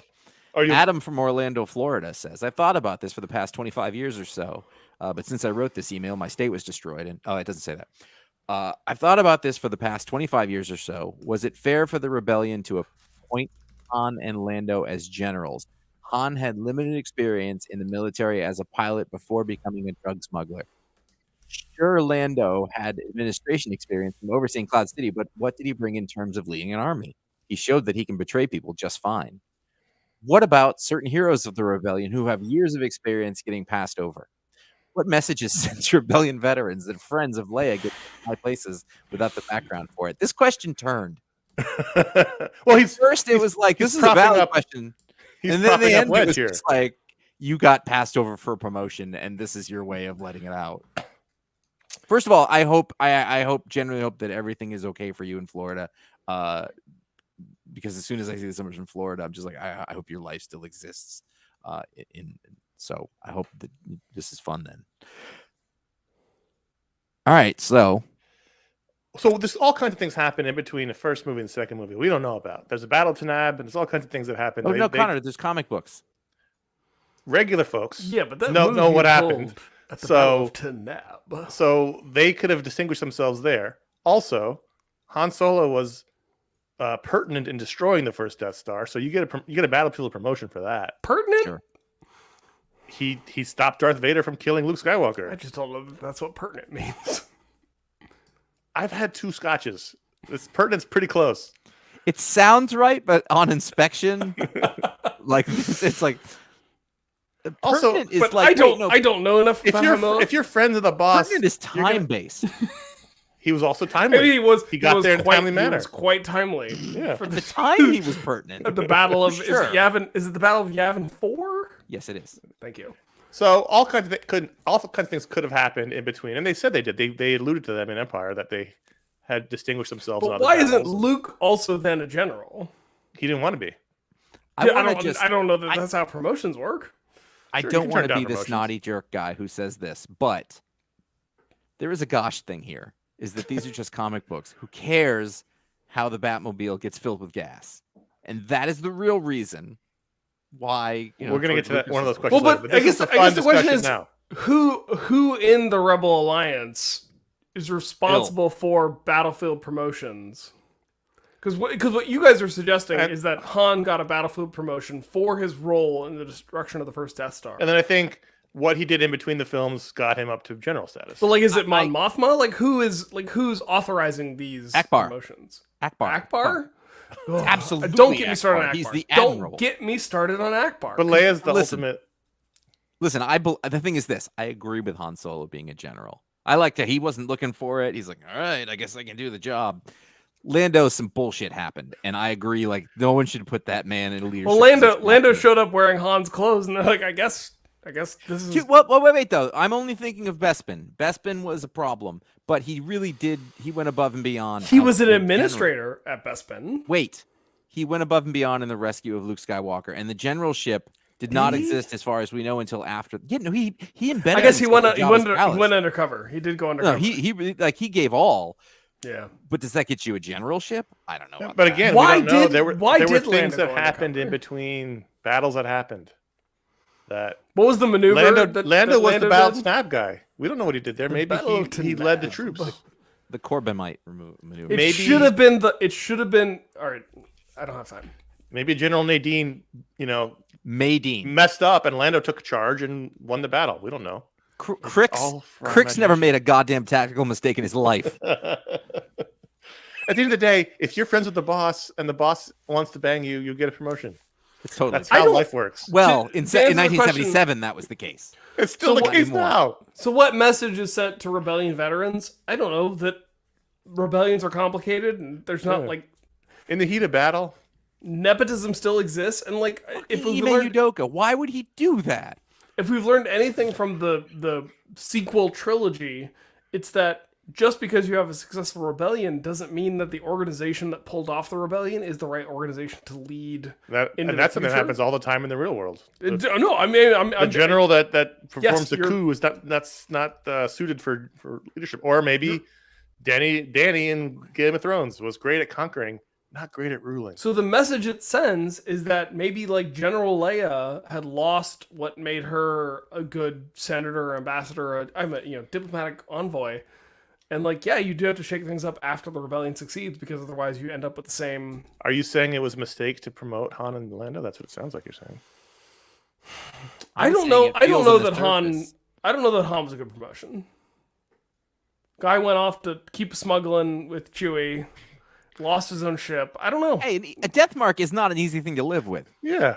Well, I mean, but did he have a death mark? And how much did he actually get paid for being a general? He's got expenses. He's got a ship that's falling apart constantly. Needs parts and labor. He's out there on a World War II tank. Think about how much shampoo Chewie goes through. And I mean, I hear an original Star Wars thing. I've never heard that before. I'm not saying it hasn't happened, but bravo. All we know is that Han's ship has a bad motivator. Or is it R2D4 that has a bad motivator? Somebody's got a bad motivator. R2D4. Are you sure there's no alcohol in that? 213, right? I'm still working on it. 213. Micah L asks, I've been thinking about this question since I proposed to my fiancée last year. Ooh, fancy. Very French. I remember in the past on the podcast there being a Valentine's Day question. That's true, but that was before my time. I hope this isn't out of the question or out of the line, but I was wondering if you have any advice on marriage. I'm not having any doubt I'm marrying my best friend, but I'm nervous. Are we sure there's no moonshine in your drink? There's not. Are you just very tired? I mean, I didn't take a nap today like Josh did. I made neck bone soup. 45, motherfucker. It's tiring. I made neck bone soup. Neither of you commented on my soup. I thought that was a delicious looking broth. I was in the middle of trying to finish work so I could do the show. I saw a tiny thumbnail while I was making dinner for my kids and putting them to bed. I haven't really disappointed in your guys' soup response to me. I don't even know what fucking neck bone soup is. It sounds like it's Korean. It's all right. Gamjatang. It was delicious. Are we supposed to have encyclopedic knowledge of all soups? Yeah, it's fall. All right. I don't like soup. Let's give one piece of advice on marriage. Booze, you don't like coffee, you don't like soup. Each one piece. I like coffee. Josh drinks coffee all the time. I drink coffee every day. It's fantastic. I won't drink. You didn't used to. When I started this show, I was the only coffee drinker amongst a lot of you. And then I had kids. You had kids before I started this show. Kane T from Ontario, Canada. We haven't answered the question. Oh, we haven't answered this one? Oh. Marriage advice. Talking about this Coke. Clearly, we can't keep our own relationship together. But, like, we have wives. All right. Marriage advice. Josh, you're usually good with this. Really think about the things that you're going to be upset and angry about, because most of the time it is not worth the energy to bring it up A big one. This is like real, and we won't keep doing this forever. If you're a dude, a lot of times when you hear somebody tell you their problem, your thing is to go into Problem solving mode. solution mode and problem solving. And in my experience, That's not what they want. that's not what that is about. It is about empathizing and listening to the thing, not telling them what they should do. Hey, that sucks. Do you need to keep talking about it? Yeah. Oh no, we fixed that shit a long time ago. We're good. No, man, but you're right. You're right. I mean, that's like, to build on that, I think in my marriage, communication is huge, and like, communication breaks down. People get frustrated. They get upset. They just get short. Like, there's plenty of mornings where the kid needs to get to daycare. He needs food. We both need coffee. Like, it's just tough, and we snap at each other, and it's about nothing. It's about everything, whatever. But like, taking a breath, calming down, walking over to your partner and saying, hey, like, I snapped. It wasn't about you necessarily. It was just, I just wasn't. So lie.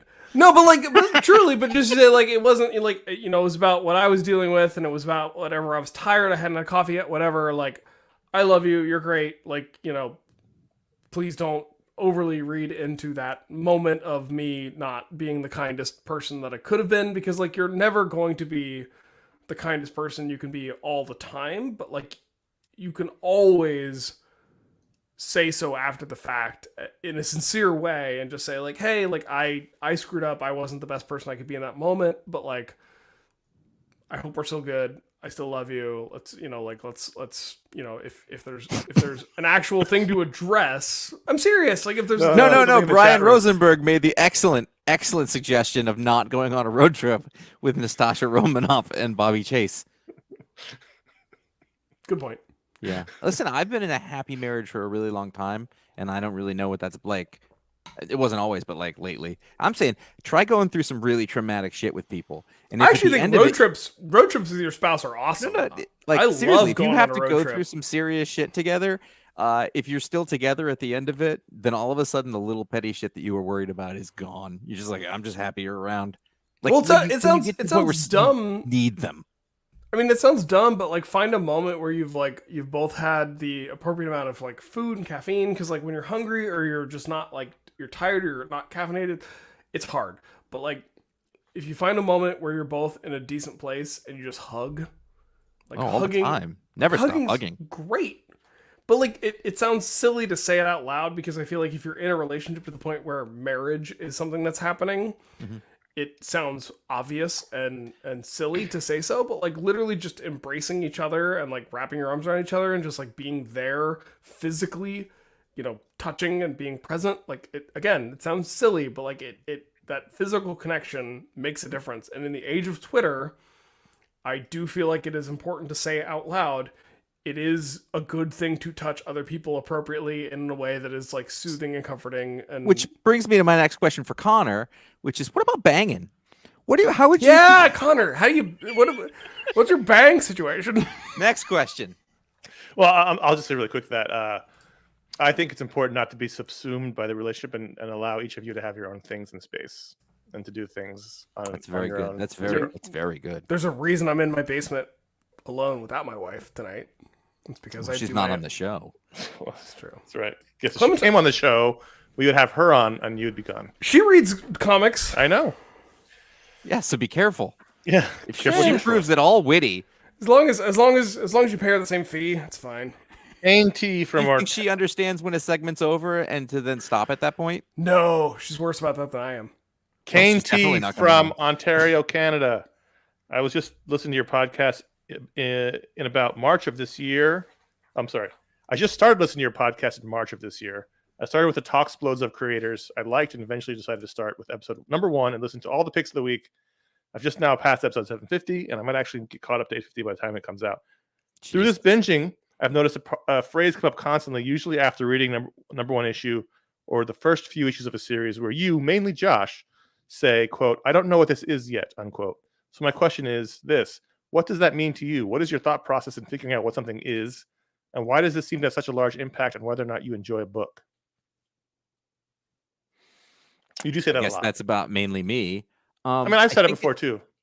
I think it has to do with you have expectations about something, and they're based on what that thing is. And so if you're unable to define what their purpose is, it's hard to look forward to what comes next, unless there's something else about it that is, that is attractive, be it the art or, the dialogue or something like that. But for me, like, I mean, unless a story is absolutely amazing, no, it doesn't even, I mean, you want to know what you're into. Like, it's fun to walk in with a mystery at the middle, but if at the end of that first chapter you're like, I'm not sure, who the protagonist is, what the problem is, why I'm supposed to care about this, all those things.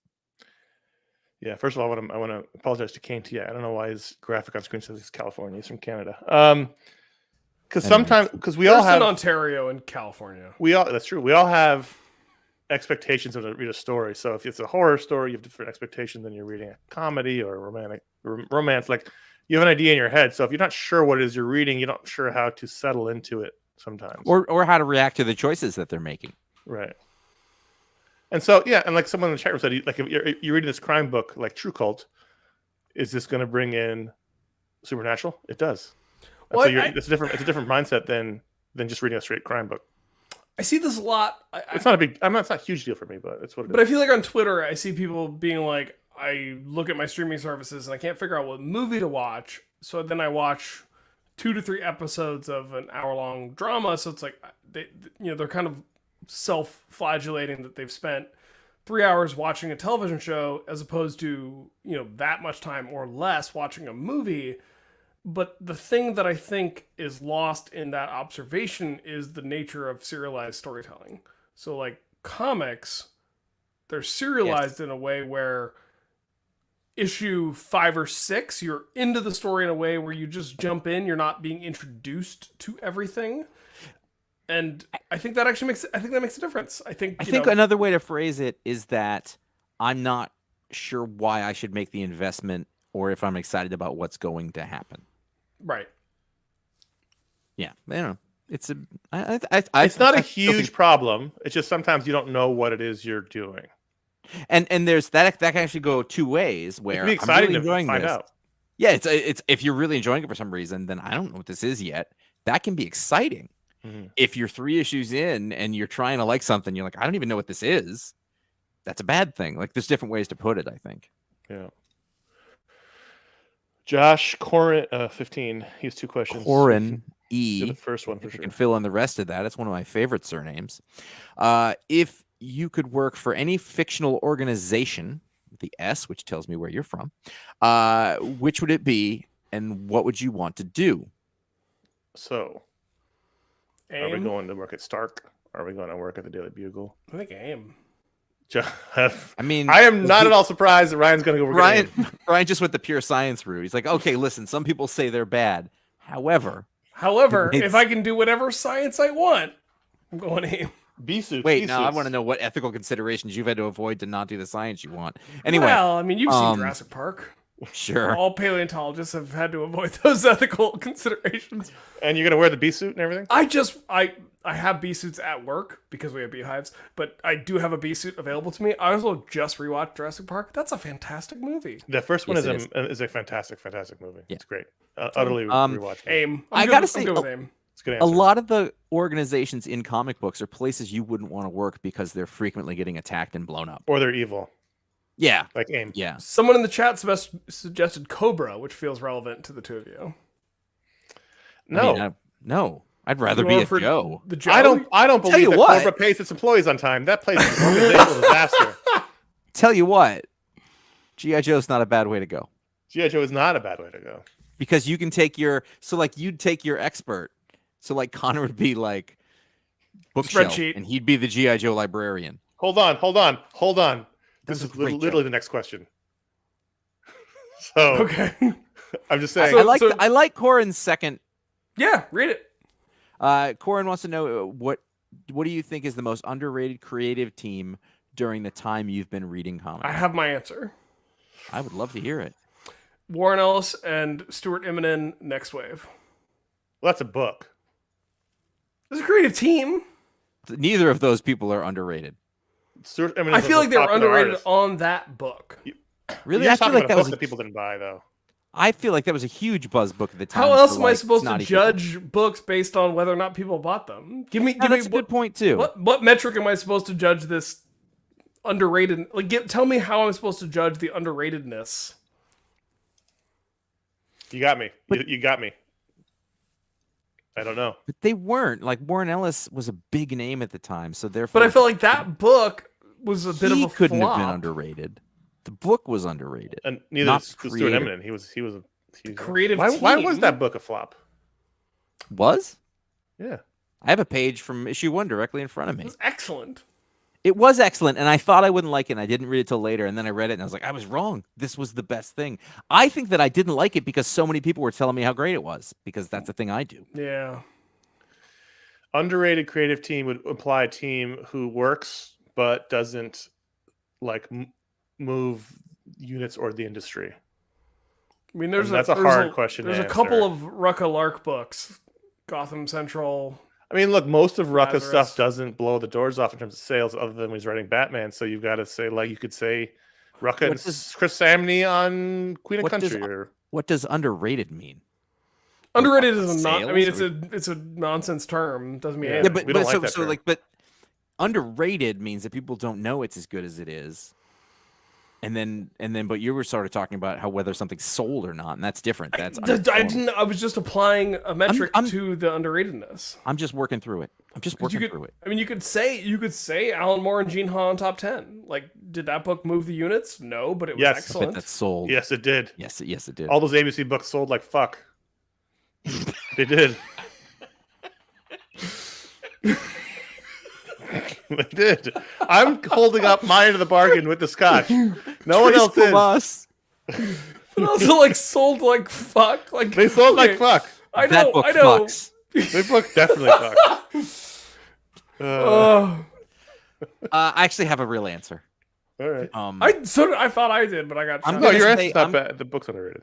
I'm gonna say it's team is hard because like the people didn't work together. But the first thing I thought of was Simon Oliver and Tony Moore on a Vertigo book called The Exterminators. Oh, that's a Thought- good It was an answer. amazing. Oh, that book. was a great. Yes, that was a great. And one. then Simon Oliver moved on to do a bunch of different things that either weren't good or weren't noticed. And then he was on Hellblazer for a really short amount of time, and he was replaced by Andy Diggle. He was supposed to be on it for a long time. I remember that. And then I hadn't heard from him again since then. Now, I don't know if he's an asshole and that's why they're not working for him, but all of his work was super interesting and fun, and he just never caught on. No, that's a really good answer. It's a good answer. It's a good answer. Yeah. All right, our next question is another audio question. We got 2 this time, which was cool. We didn't know we could make it. Tell you what, Phil Hester's art is and has been underrated forever. Yeah. Kevin Smith, Green Arrow. That's how I met. That's how I came in. That's how I Here's found the it. next one. Ready? Here we go. Hi, fanboy. Congratulations on episode 850. With the end of the G.I. Joe run, I've been thinking about this question for a long time. If you could be a Joe, what would your code name be? And what would your skill set have been? And then when Duke asks you to get ready for a mission, what other 4 Joes would you include on your team? And Josh, I hope you include Alpine. Thanks again for everything you've done over these many years. You have kept us highly entertained. I appreciate everything you've done. Yo, Joe.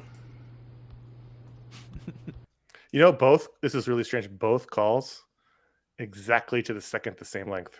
Yeah, but you said you would cut out the platitudes, and you did not. There were platitudes. That's amazing. There were compliments. They said nice things. There's a lot of work on this show. I'm not. I can take, Josh, your thing and run with it and say, if I'm the Joe Librarian, my code name is Hardback. Well, that's I like good. that. I like that a lot. Is that what you? What would you choose for yourself? Because I had just made it.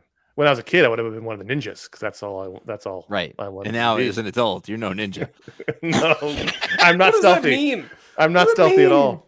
He's a large man, and like I'm not You stealthy. could be. That's what they least expect. Josh. him and I both have short legs. We're not leaping. Oh, Josh, that's what they least expect. We're I have dense. a long torso. Josh, and you're short legs. clipped into your bike. They'll never hear you coming. So, I have a very loud hub. Okay, Josh, your skill set is you're the Joe biker. You're on a bicycle, Here's but the like thing. a really cool tricked out bicycle with like rockets and shit. I've read a lot about war in my time, Connor. As if this isn't real war, this is Joe war. Let me. I ain't going near the front line.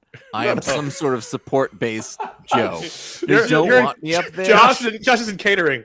Josh, back name is if anything, the closest I could come, there would be some sort of, like in Josh Mad Max, Backend Flanagan. He's in the procurement division. In Mad Max, you got the guitar player guy with the giant amps that sure. Yeah. Some version of that. The and therefore, I would definitely have Alpine with me because he's the lead singer. Hold on, Josh's codename is Supply Chain. The Doof Warrior. Sorry. he's supply chain, and he makes supply chain. We have all the weapons we need. Josh, I kind of like Josh the Caterer Flanagan. And then so I'm gonna go with mine and my Apparently, there's already a guy named Charbroil.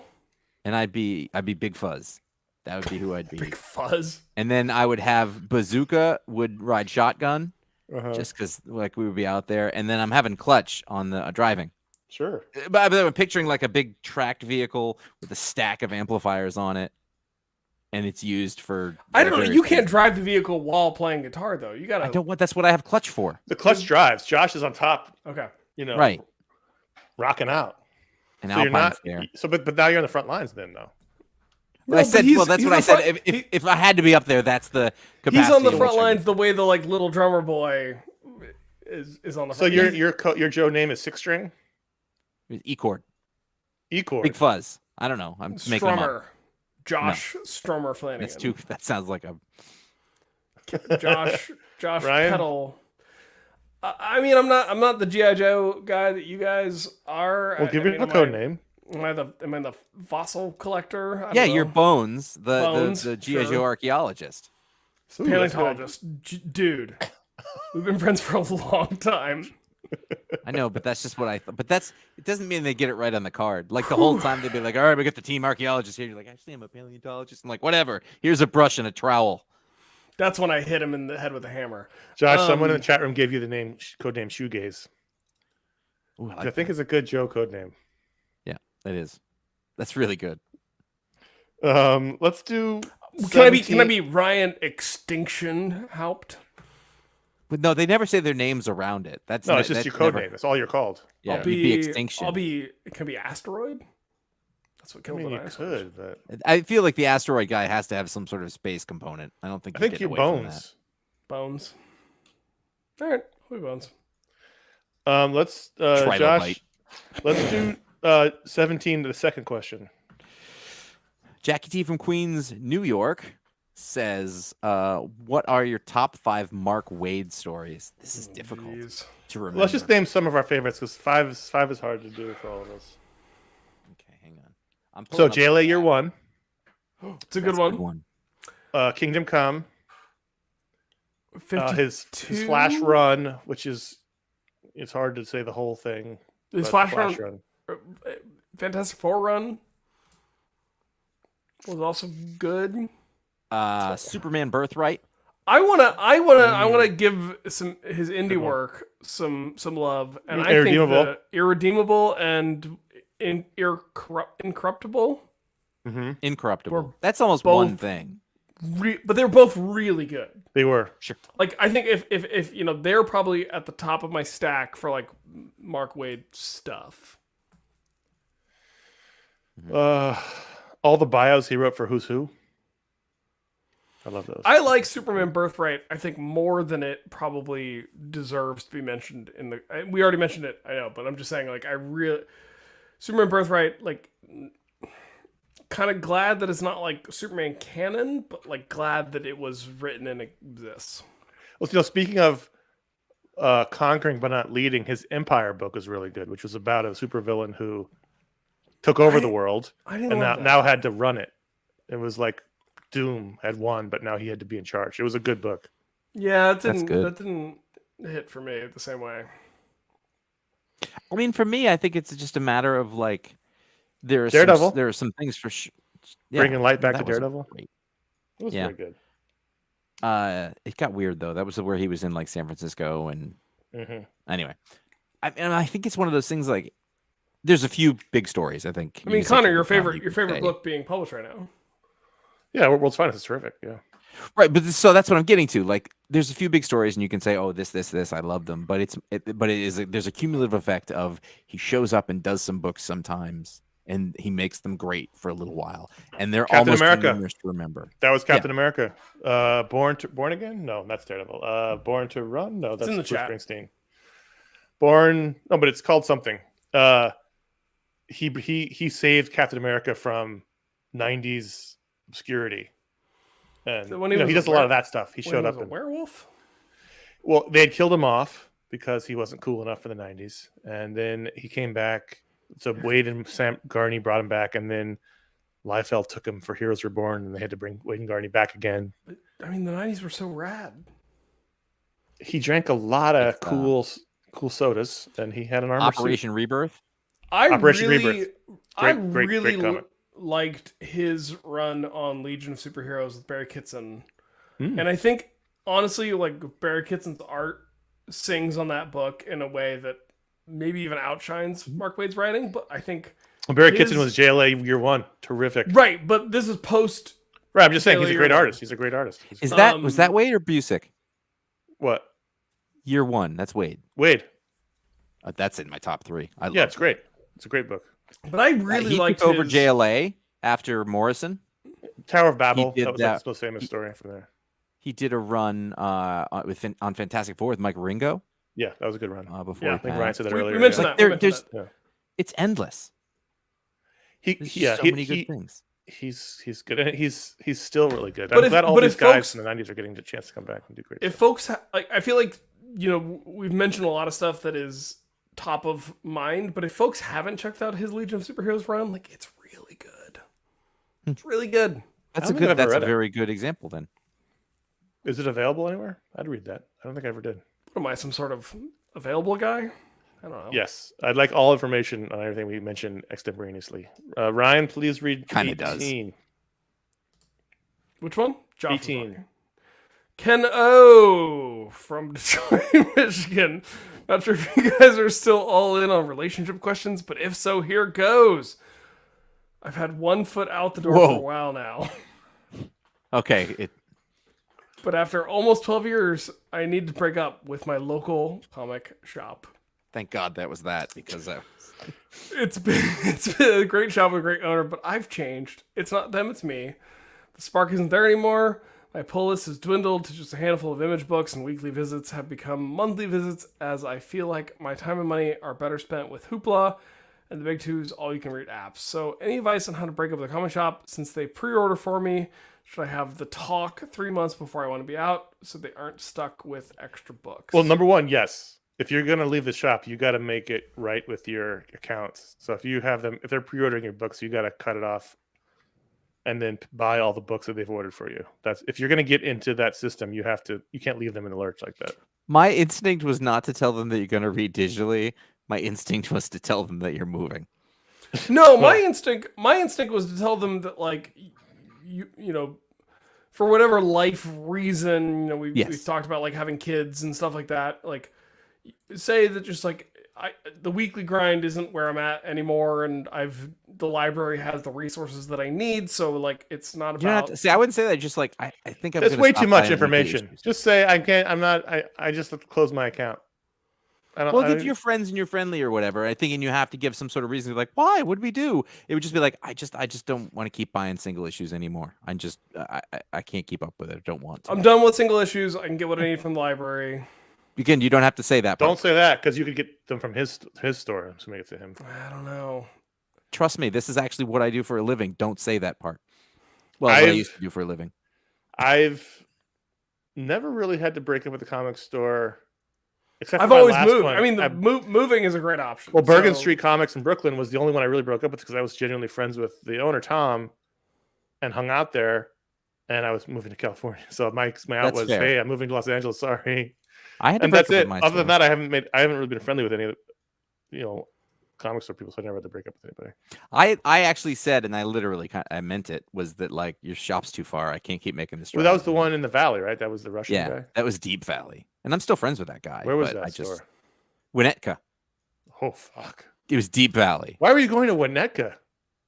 Because I went there because they had a thing and I liked him. He attracted me to his shop over a long period of time, and I liked going there. I didn't like going to Golden Apple. It was the same thing as like going to Hanley's. There was no discount or anything, and just crazy. Golden Like, Apple's a I'm very still- different shop I'm- now, by the way. It's like I'm so still friends small. with James at Isotope, and But you never shopped there as your regular shop, did you? no, I mean, but I went there regularly. But like You moved. James knew that I moved. and Yeah. That's so- moving is a valid excuse. Ken, That's why tell I him you're told the guy to moving. lie. You're going on a road trip with Mockingbird and Natasha Romanoff, and you're moving. Is it a small town? You can guys, see him at the grocery store like It'd be a next fun. day. It'd be a fun road trip. I'm not saying. Oh yeah, it would They're be. both very hot. Are you sure there's no moonshine in that drink? I love that he just said the thing. It's like that's It really was the subtext. He's subtext up. All right, so we all just said, just tell him you're moving. Mhm. No, none of us have the guts to just say, "Oh, listen, I don't want to do this anymore." So is that our answer? We're moving. yes. We're Yes. moving. We're moving. Now- We're moving. Now it's Where- my where favorite. we going, It's my Josh? favorite time of the year, guys. Chris from the iFanboy data analytics department has written in. Okay. He says, Did Carol authorize this report? he said, "Dear Connor and Josh, the iFanboy analytics department is once again pleased to present your annual Patron Power Report. As always, please feel free to include as much as little in the show as you want. Congratulations, best wishes, Chris, data analytics department." And it's great to see Chris back in the office. I went by the department the other day. I was walking down to legal, and I saw him down there working away on the report. So I'm very excited to check it out with you guys live on the show. So if you're on the screen, if you're live, you can see this. If you want to go back on YouTube, you'll be able to see. I this see data that I analytics report. wasn't copied on this report. Well, you're not an owner. Nor was I. No, you are. Here though. It says your Oh. name right here, J. Flanagan. I know. Was it Compiled sent to me? for Mr. C.S. Kilpatrick and Mr. J. That Flanagan. come into contact. It came into But- contact at iFanboy. Dr. Ryan Haupt was kind of left off, so... All right, so patron powers. These figures relate to iFanboy shows released 3 October 2021 to 2 October 2022. This is year 6 of the Patron Powers program, guys. Wow. Changes to the program in this year include a reduction in the number of powers bestowed from 4 per show to 2 per show from episode 803, and 2 powers per show to 1 power per show in episode 841. Total number of powers bestowed in this year, 103. This compares to 164 in 2002, 2021. Josh gave out 45 powers as compared to 78 in the previous year. Connor gave out 43 as compared to 76. Ryan Haupt gave out 13 compared to 5. And Jim Viscardi gave out 2 compared to 2. So Jim is always giving out 2. Interesting. Total all-time powers bestowed. Josh, you've given out 434 powers. I'm the guy who shows up. I gave out 428. Josh and I together gave out 1. Ron, 81. Ryan Haupt, 54. Jim Viscardi, 12. Paul Montgomery, 7. Jim Machkowski, 2. And the eccentric benefactor, Damian Sherman, gave out 2 as well. And the 1,000th power was bestowed by Connor on patron Charles Rose on June 26, 2022. Superhero names. The enthusiasm for bestowing superhero names at the same time as the power continues, with 20 names being bestowed in the previous year compared to 22 in the year before. Power types. Most favored power types in the last year since episode 800. Number 5 is powers of transformation. 4 powers bestowed. Craig Smith can convert any non-biodegradable garbage into delicious Skittles. That was Josh. Alex Manfield, when he sings karaoke, transforms to the actual singer. That was Connor. Jake can produce any plumage required on request. Also me. That's strange. Brian Rosenberg has the power of a giant worm. He can transform into a giant worm and burrow into the ground, aerating the soil as it goes. That was stuff by me as well. Thank you for putting in the biological benefits. I think this is meant to be fourth. I can't Fourth- believe I said anything about turning into Skittles. No, I don't remember any of these. 4th, vision-based powers, 5 bestowed. No rest holds was corrects the vision of any person standing with 20-foot radius. That was Josh. Dom Prosser can make other people believe that they have seen a ghost. The ghosts are fake, but he can control what the ghost doers say. That was Josh. Raoul Peterson, left eye can turn into a telescope and right eye can turn into a microscope. Both eyes together is binoculars. That was Ryan. Very, very smart. I really like the modularity of that. Greg Reinhardt can see in telescopic microscopic vision, but to do so, a steampunk-like attachment magically appears on his face with appropriate lenses, which extend to retract with a whirring and clicking sound and a puff of steam. That was me. Rama Puramal, respectful and non-intrusive X-ray vision, still useful, but it's the non-pervy, safe for the workplace kind. Won't work in a bathroom or with undergarments, says Josh. And number 3, animal-related powers, 5 bestowed. Owen McNestry can harness any power of identical animals to tow him around. That was Josh. Caleb McKee can command ugly animals that are ugly in the eyes of their own species. Also Josh. Luke C.J. Smith has a magical email carrier pigeon, which appears on the computer, tablet, or phone as the instant he clicks send to take a physical manifestation of any email by air to whoever it is addressed to in the entire world. The pigeon is not as fast as digital email, however, but it's faster than a regular bird. He's also a tiny bird for text messages. That was me. Was I on drugs? I thought we were getting really boring. As I read through this, I was like, no, we're amazing. William White has complete control over bowel bacteria. He's Aquaman for gut flora. He can make them work for or against the host. That was me. Peter Compton has a pet mind-controlled rat, which can jump into someone's head to remote control their actions. That was Ryan. I remember that one. Hell yeah. That was awesome like power. Ratatouille. Second was language-based powers. That was 6 of those. Richard Long can make anyone within the sphere of influence use the correct word. That was Ryan. Old Man Tony can speak any language, but only use one at a time and only for 24 hours. If he needs to speak Russian, he can only speak Russian for 24 hours. That was Josh. Charles Phillips can understand the language of babies. That was me. Jason Fisher can understand any language on Earth as long as he sings it. That was Josh. Joe Bowen can immolate people who use puns or wordplay. That was Josh. I remember that one. Comic Addiction can create real-world subtitles for mumbled conversations or loud environments. That was me. And the number 1 power, this is not a surprise, is food-based power. Yeah. 7 powers bestowed. Darren Jackson, when he activates his power, an oven appears in his abdomen. He opens up the door in his abs to reveal an infinite quantity of croissants. That was me. What? Pete Doherty can eat anything. He's like Matter Eater Lad. That's Josh. Joe Christensen can both produce incredible salsa and dance an amazing salsa dance. He doesn't say who that is, but that's great. I can't tell from that who said that. Daniel Phillips feels like a Ryan power. Kinda, because it's the making of salsa. Yeah, that's what I feel like it's Ryan. I don't think I gave a salsa power. All right. It could have been anybody. Daniel Phillips can manifest cupcakes at any given moment. These can be devoured or fired from his hands. I can tell sometimes. Wait, did you say, is this Joe Christensen can both produce incredible salsa and dance an amazing salsa dance? Yes. Yeah, that was you. That was me? Yeah, the salsa king. All right. I don't remember any of these. That's why they end up getting the first line of can manifest cupcakes, and it's like Connor. I had cupcakes yesterday. They were great. These can be devoured or fired from his hands, machine gun style. The offensive quality of the cake is more due to the indignity of being hit in the face with one rather than destructive effect. Logan Jacobs can generate any type of grain from his hands. That part sounds like me, by the way. No, master of grain cookery. That is Ryan. That was me. No. The offensive quality of the cake. That sounds like me. I was super pleased with my grain power. I've been into grains lately. Jim Hearn can create and stuff anything with delicious caramel. That was me. And Jimmy Heating buys regular pistachios with the shells on, and his power is to remove the shells. This power only works on pistachios. It's highly nut specific. That's Jim Viscardi. And is that it? That's the power. That's the power report. Out of context. That's the power report. So thank you, Chris, in the data analytics department, for compiling that. Chris does that for us every year, and we appreciate it. And now that's a great segue to doing the Patron Powers segment of this episode. And that means, so we'll explain what that means. If you're a patron at patreon.com/iFanboy and you give it the $5 or higher level, you get a Patron Power live on the show.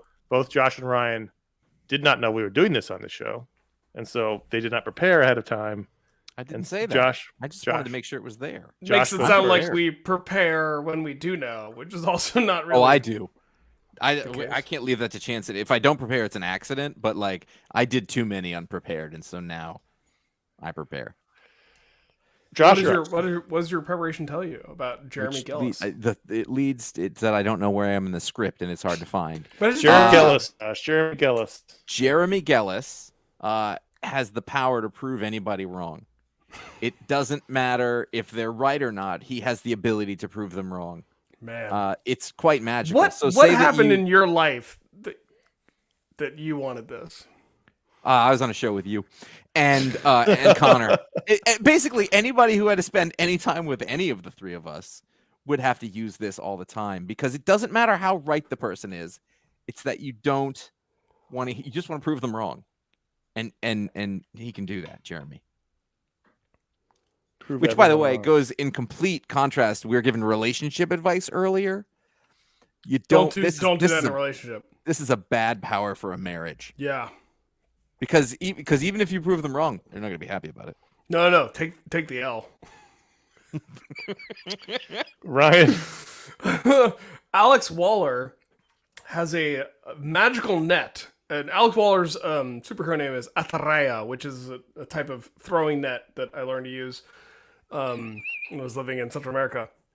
It's a magical net that he can throw over anything and capture it. Anything.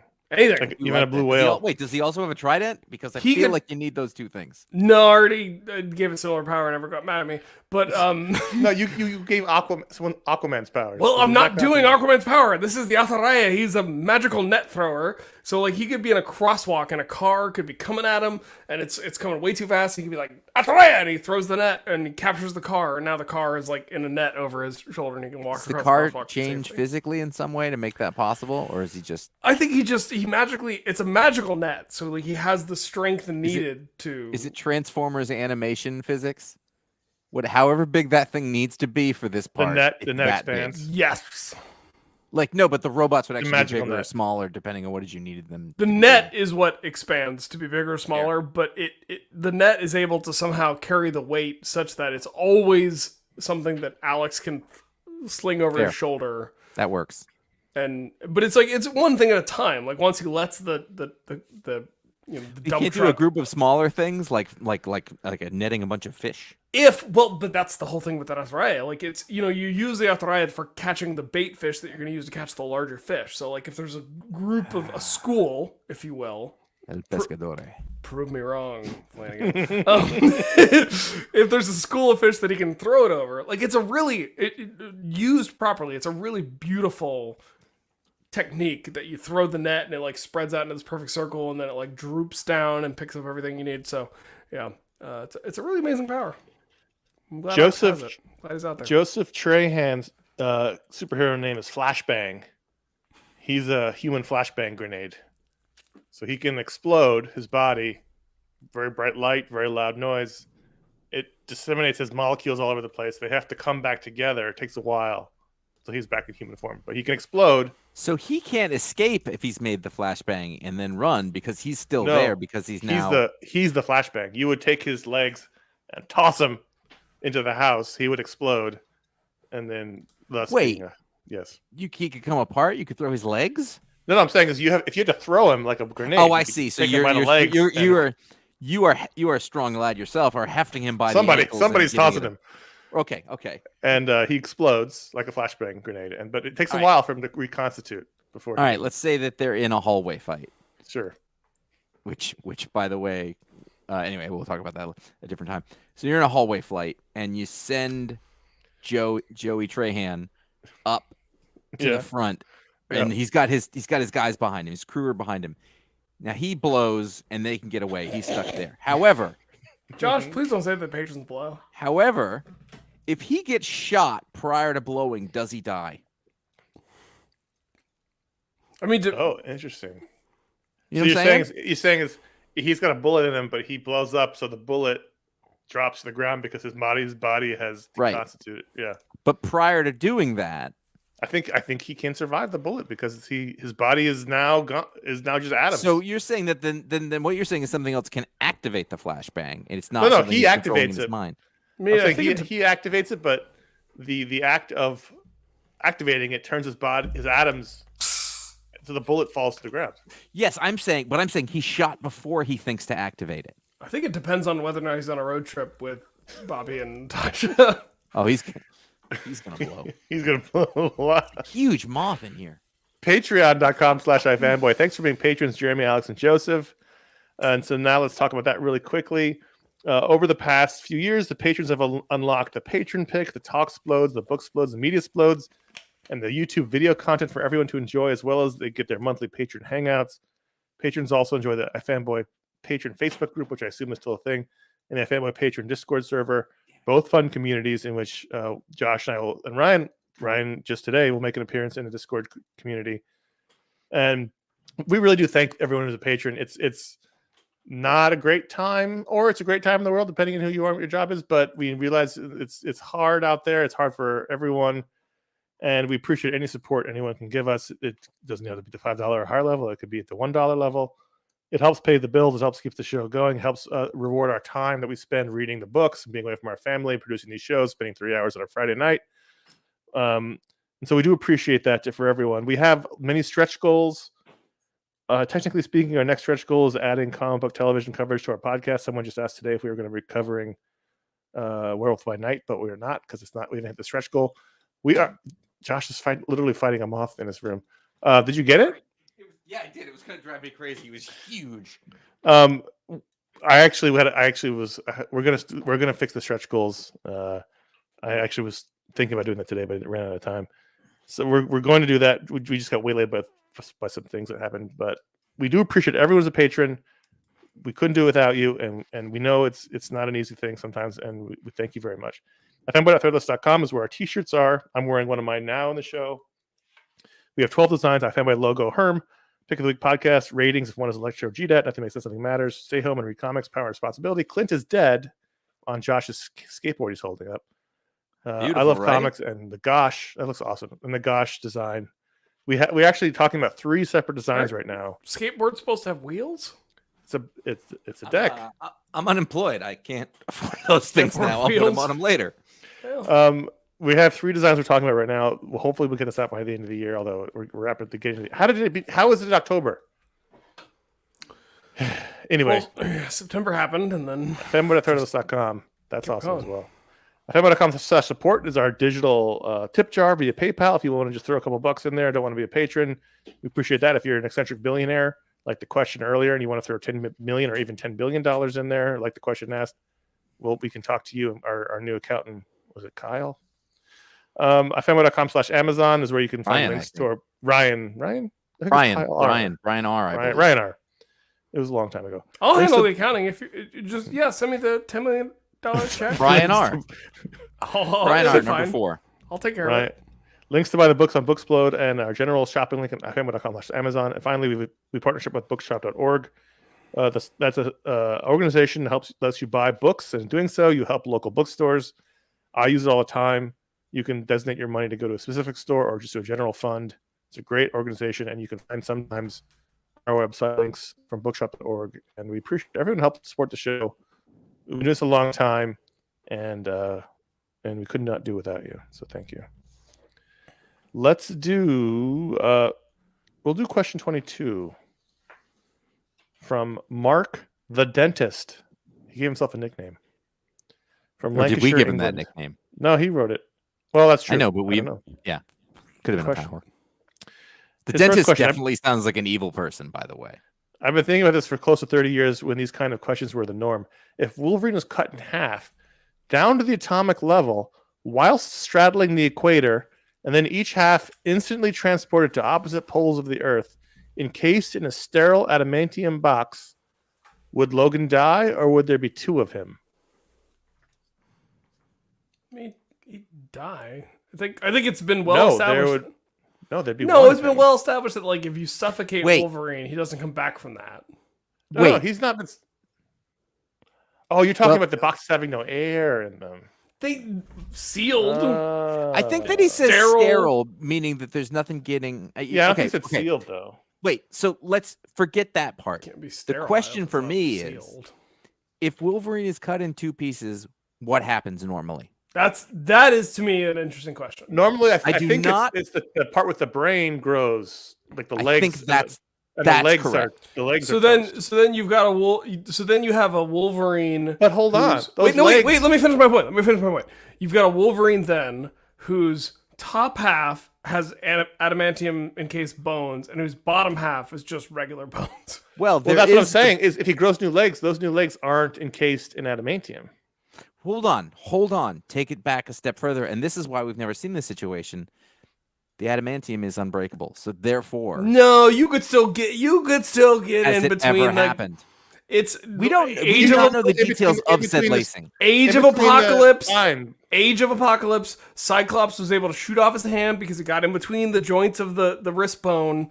It's canonical in a story that never happened. So when you say lacing, though, are you saying that only the bone itself is encased? It's not the joints.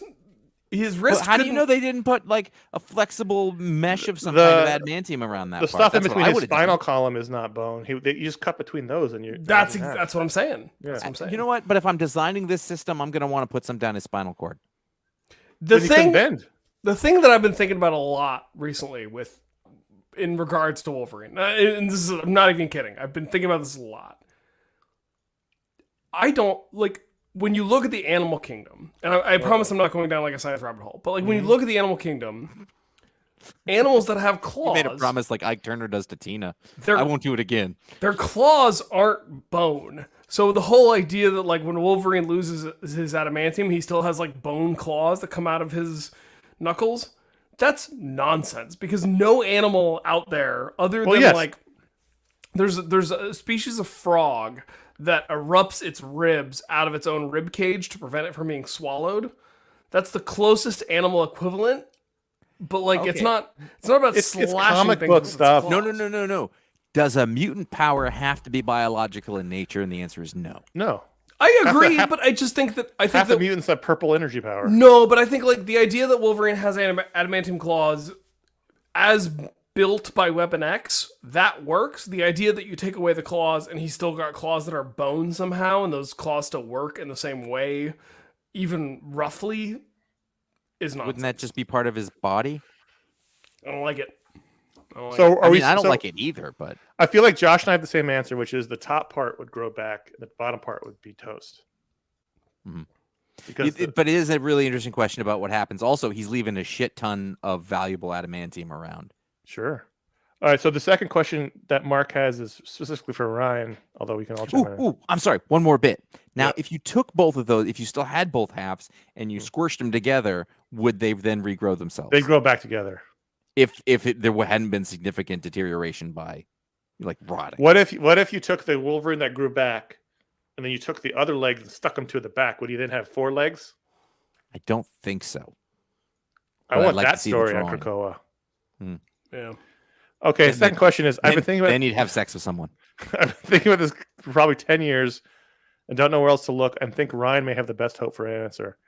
If in the movies Thanos killed half of all living beings in the universe with his snap, as I believe his goal was in the comics as well, what are the chances even a single human would be affected? Never mind a noticeable percentage. Even if he just did Earth, would we know anyone that got vanished, just including the insects? The number of humans is insignificant. And that I've not seen the movie, so no idea if it's been answered. I figured it was half of all kinds of species. Yeah, I think, Right. I think it's every group gets half. Yeah, like each Yeah. species Half gets the ants, half removed. the lions, half the humans. I think you're both correct.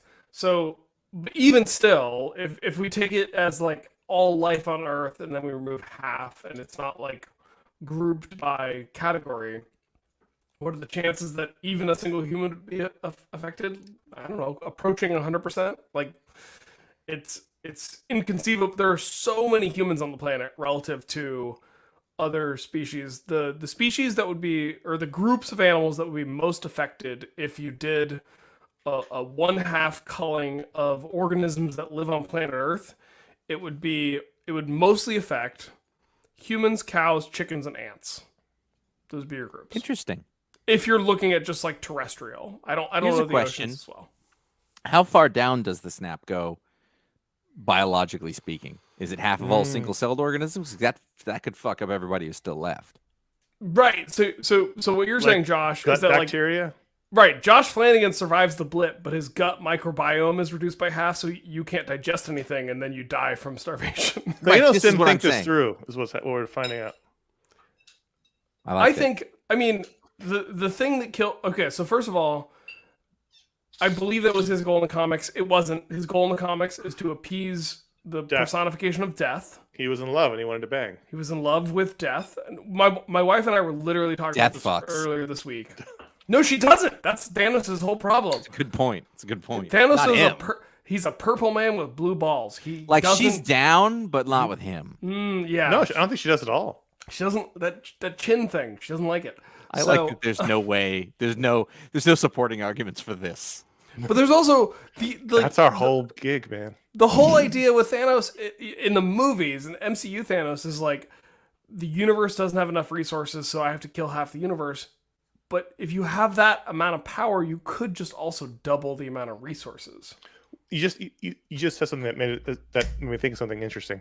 Why has there never been other than the obvious problems, Thanos Ra's al Ghul team up story, where Thanos can finally... Josh is taking the elevator in mime class. I'm going to the standing desk option. Josh, Thanos can finally get his... No, Ra's can finally get his wish through Thanos to eradicate half. I actually don't know that Ra's would have a lot of patience for Thanos' bullshit. That's why that's what the tension of the story is. We have to move on. This is a good question. Josh, 224. He's standing. My earbuds are gonna die, so I have to switch to. That's why I did the cans. I did the show cans. 24 says John V of Brooklyn, New York. Who has access to amazing pizza right now. If my power was to switch places, I've been in a real New York City pizza. You got the D-net. Hey, I'm Brooklyn. Hey. Bada bing. When you said every movie is a superhero movie, no. If you said ugh, when people said ugh, every movie is a superhero movie, I said, I'm sorry, I have to do this in the accent. I don't know how not to. Oh, don't hate the player, hate the corporate financialized game. But after 10 plus cumulative hours of thinking, I realized superheroes did the same thing to comics. Ooh, they're an invasive species. Is there something intrinsically insidious about the superhero genre that it spreads like sea urchins across a medium? Also, Marvel has indoctrinated civilians into a lot of genre tropes. Continuity, crossover events, stories written to accommodate a character IP transfer, and hyperactive postmodern self-reflection. None of this sounds like the Brooklyn guy. Any other genre tropes you see migrating? My money's on selling increasingly expensive products to a stagnant, aging fan base. Well, the first question is really interesting. Can I speak to sea urchins? Sure. Quickly. The reason sea urchins are spreading uncontrollably is because orca populations have been in decline due to overfishing of wild salmon resources. And so without salmon to feed on, orcas then start going after sea otters, which are prolific consumers of sea urchins to the point where their teeth turn purple. So when orcas start feeding on sea urchins, the sea urchin population, or when orcas start feeding on sea otters, the urchin population explodes, which ruins the kelp forest for the rest of the ecosystem. Can I tell you something about that? It made me happy that you said that the fish were disappearing because of overfishing and not killing them by plastic. That was the positive message I took out of that. But the problem is orca need food, and if they don't have salmon, they go after the otters, and the otters can't then keep the sea urchin. I'm just saying we ate too many fish. We didn't poison all the fish. That made me feel better. Is there something intrinsically insidious about the superhero genre that spreads like sea urchins across the medium? And the answer is, it is a power fantasy, and we all feel powerless on this little spinny globe flying through the space. And it's a fun fantasy. Also, if it's the thing people are buying, they're going to make more of them. Like, we sell more superhero comics than anything else. Cut out Lil Abner. That's his point. It happened in comics. It's happening in movies now. Yeah. So like, it's a spectacle, especially on the screen. It's something previously to 2008 you hadn't really seen before in that kind of way on the screen. So it was a new thing for people who hadn't seen Iron Man blow shit up on a screen to that scale. But in general, comic books are a pretty potent power fantasy. And urchin fantasy. And in the end, good wins over evil, and all these things that don't happen in the world happen in comics. And No, I enjoy think Connor, that's like you're kind of tacking it on as an addendum, but I think the idea that like the good guy wins is a really potent part of the superhero mythos that is part of the reason people plug into it in the way that they do. I have another one. Mm-hmm. Superheroes until recently only worked in a comic book format. They were And designed. animation. They worked in animation. Yeah, but that's sort of true. But almost like animation is like an offshoot of comics in that one way. Yeah, I agree. In that it just like visually, the way that they're designed is meant to jump off a page, is meant to convey something without saying it necessarily. We were not in a position to do, live action superheroes until much more recently to have them work at all. They're part of that medium. The subject of that medium is just baked into what a superhero is. Well, and you look at superhero movies have been popular for a long time. We've got the 1960s Batman, the 1970s Superman, the 80s Batman, the 90s. You got Blade and the first Tobey Maguire Spider-Man. But like, if we look at the sort of birth of the modern era of superhero movies, it's Iron Man 2008. And you look at that movie, like it's 2000. It's X-Men 2000. X-Men 2000. Yeah.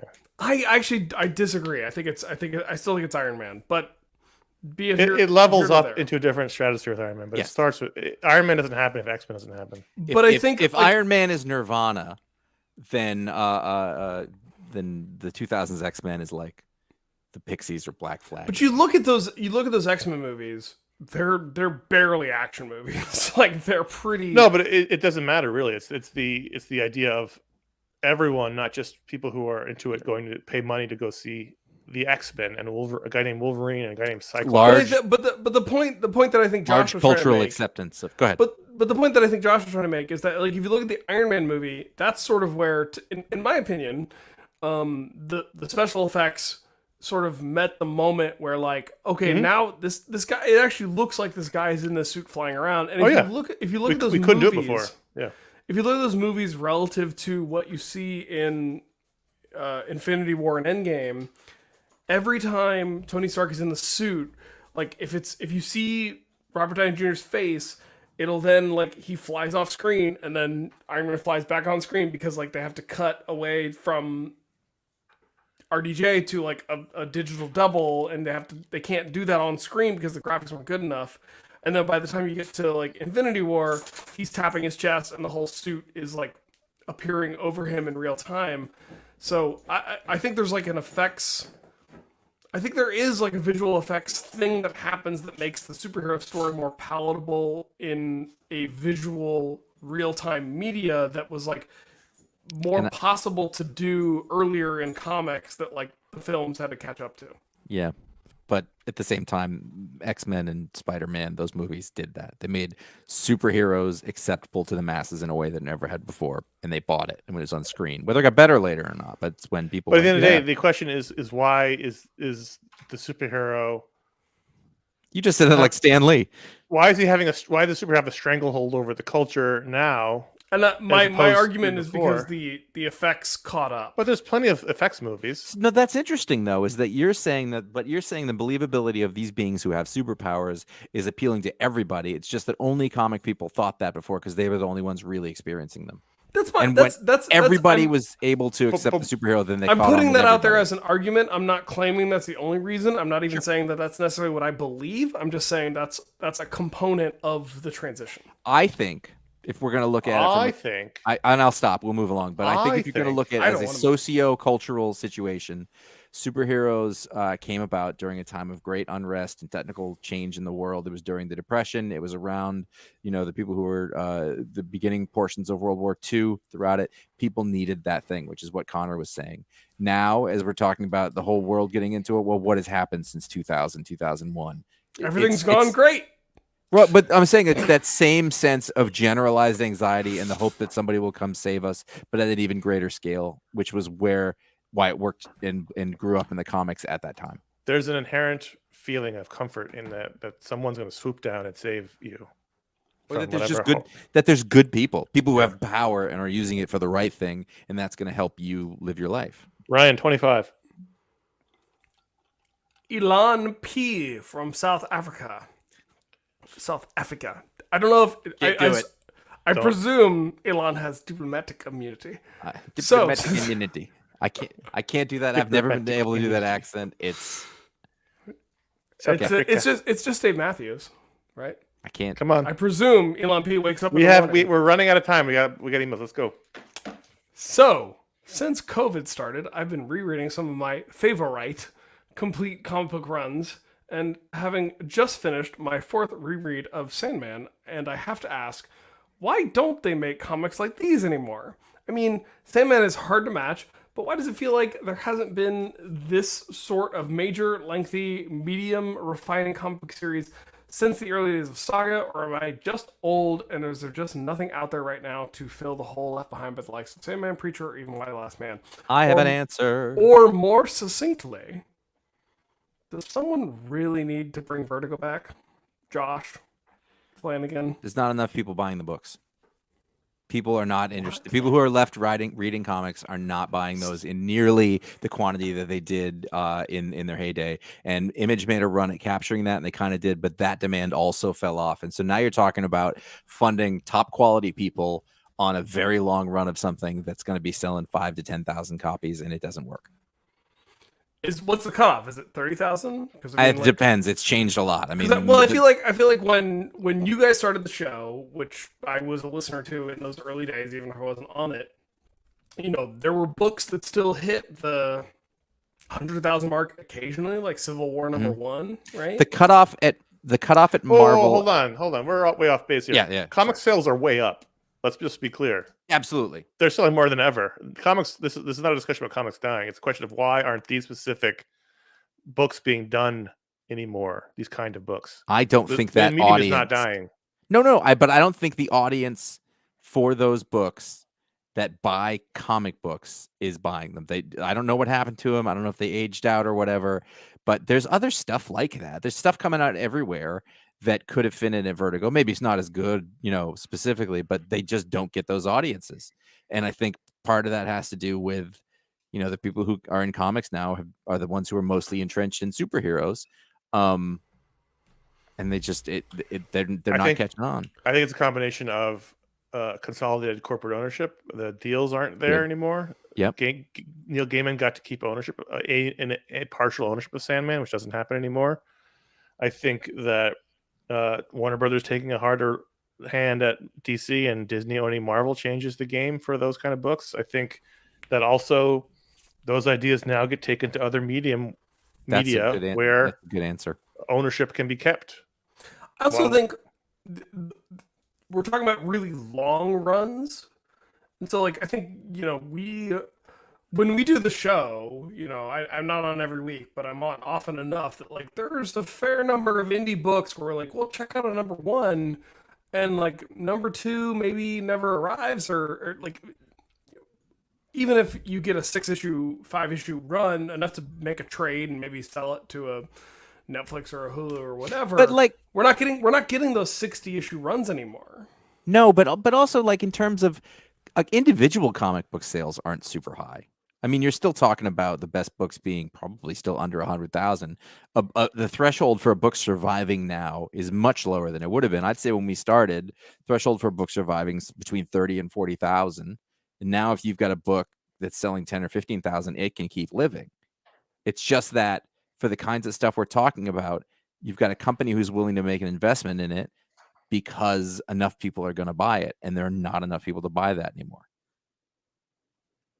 who want that product for whatever reason. It is interesting that because if the audience was still there, if the audience was still there for that, they would have gotten that out of Image books. And then the other thing is that Image books don't come out on time. And so you don't get to, for the most part, these kind of long things do not stay on schedule. So it's not as reliable. That's a really good point. Which has to do with backing, money, financial backing. Because at Vertigo you got a page rate. There's also the possibility, I haven't thought this through a lot, is that the whole experience is different. And when Sandman came out, comics were still pretty underground.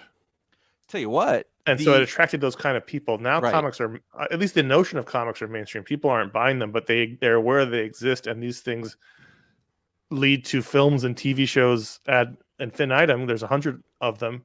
But in the 80s, when Neil Gaiman was doing Sandman, it was to stories for people who specifically sought them out, and it wasn't a mainstream situation. It was the only stories you could get like that. You Yeah. didn't have niche television back then. It didn't exist. Right. So if you wanted stories like that, this is one of the only places to get it outside of novels. Yeah, I mean, I remember like I'm not trying to.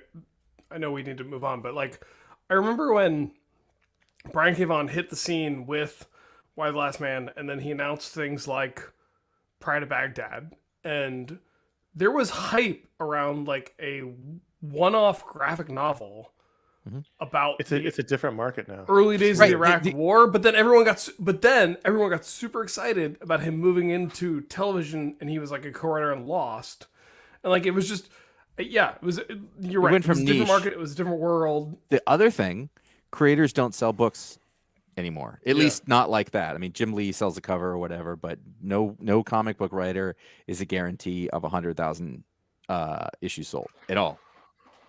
Yeah, the market has changed dramatically in the last Also, 5 or 8 years, and since it's just one really more strange. bit. If you look at like long runs are not favored anymore for all sorts of reasons, mostly being the trade book collection, which is ironic because the kind of books we're talking about created the trade books, True. Like, they cut them up into this issues, and then eventually they defined it as like, no, we make all the stories You're this right. long. You're No, totally I right. mean, it was Why, it was Sandman, it was Fables, Preacher. it was all Preacher, it was all those books that created the trade market. Well, like really popularized it. Now they don't want. Which ruined long form comics stories. Josh, do 27. 27, my favorite number. Greg B. of Oakland, California says, which run would you want back? For instance, I wish Rick Remender would write Uncanny X-Force again. Is there a writer-artist team that you wish you could bring back? I've been thinking about this for 3 weeks. Is there 2 a days, writer 4 or days. artist or team that you would bring back? So pick it up. If you just want to say the writer, if you want to say the team, whatever. I mean, or we talked about this recently on the show. I would love for Greg Rucka to come That's back it. in a big way on almost anything. I'd love to see him on Batman. I'd love to see him do Queen of Country again. You pick a book he's done. I mean, he's doing Lazarus. He's doing his movie. Again, this is related to the last question. He's off screenwriting. He's not writing his epic story. Brad Garver said Gotham Central, and I was like, oh yes.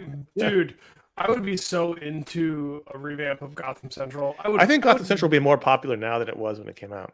I would legit love a revamp of Gotham Central. Like, I think that would be I think it would be a hit. With the. I don't know if you guys are listening to podcasts anymore. There's this thing called podcasts. It's like radio, but it's on the internet. Serial made it really popular. Adnan Syed is out of jail now, so that's good. But turns out murder is something that people are into, and I think a Gotham Central book would be very popular. I think it'd be more. I mean, I think it'd be more popular now. You'd never get Brubaker would never come back for it because he's making more money now than ever on his Right, but that's the OGNs, thing. but- Like, who could you have do this? And like, that would be great if you could put a thing like.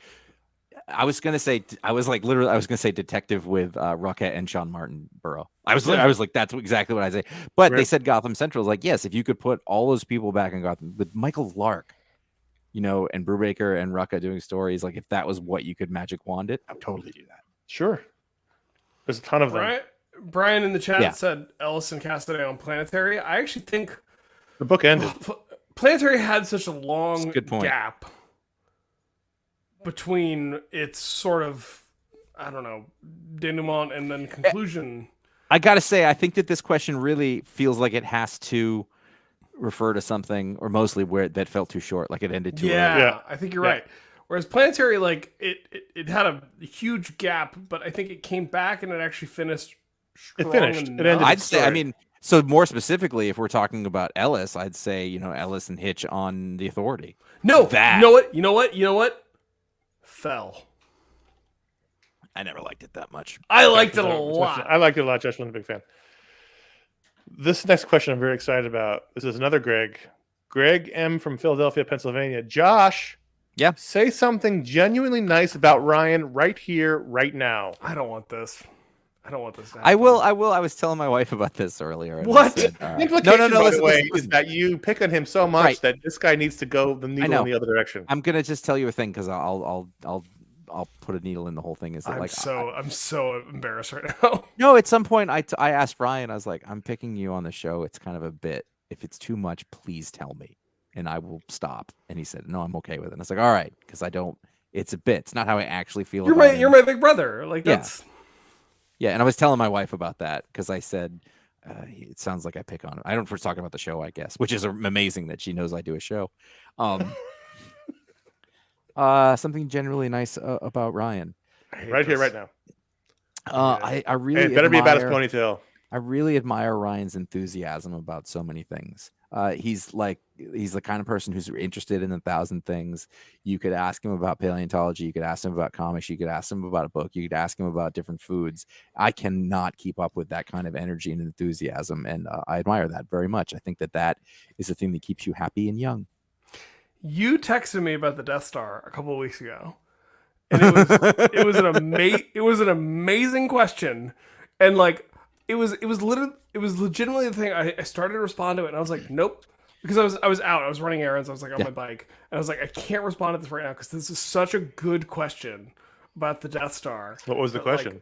I think it had something to do with gravity. It was about how gravity works in the Death Star. So like, does the gravity from the Death Star like originate from a central point, or like is it are there interior layer? Is the Death Star an onion? Are they walking around with their feet? Are their feet pointing outward as it spins?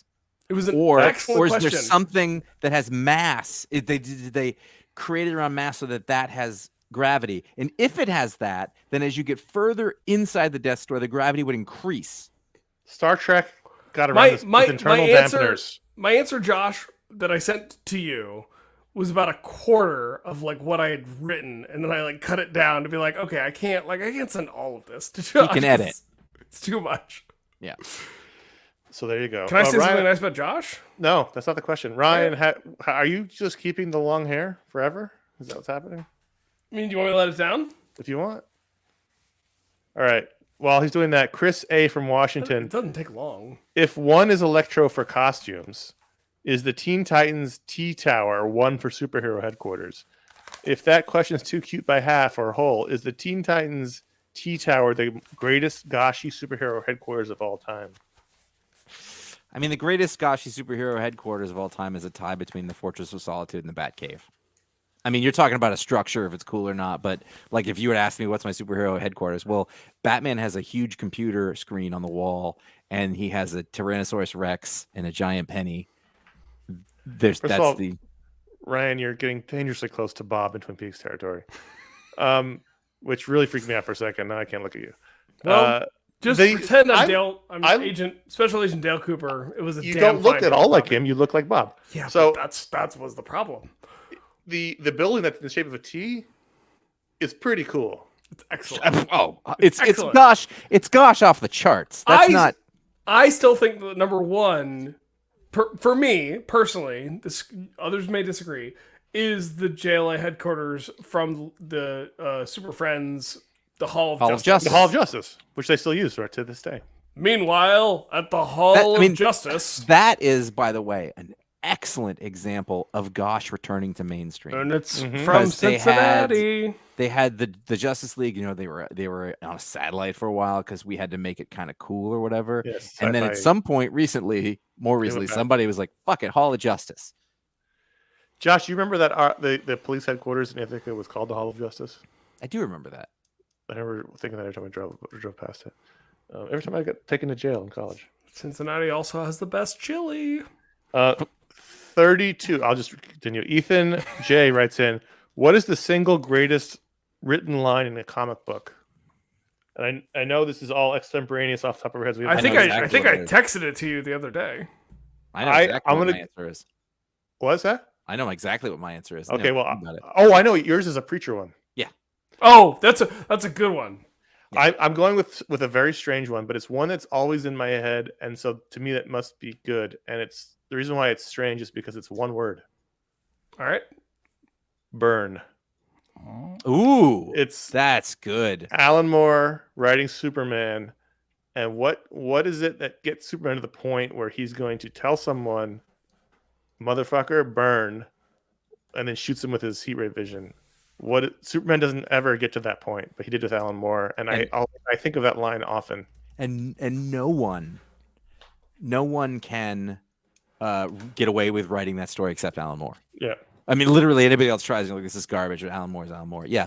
Mine is, that's a good one. And it also, in the same way, No More Mutants is a really effective. It's a really great line. It's a great line. It's a good one. As opposed to Not Like This, which is a worse thing to do. No, mine is from Preacher. A young, I'm trying to remember, John Custer tells his son, the young Jesse Custer, son, you got to be one of the good guys because there's way too many of the bad. Saying it. I got that chilled. is the ethos of comic books right there. Exactly. We talked about it earlier. Why is it so popular? Josh, did you realize their initials are both JC? Like Jesus Christ? Like you look like a white Jesus. Like No, I don't. Would you please stop smiling because you look more like Bob when you smile? Ryan, have you seen Twin Peaks? Yes, I love Twin Peaks. And low do res you not see it? I do. Okay. It's unfortunate. I'm not happy about it. Ryan, yes, that's something he wants, so he's trying not to see it. Ryan, what is your line? Oh shit, I had it.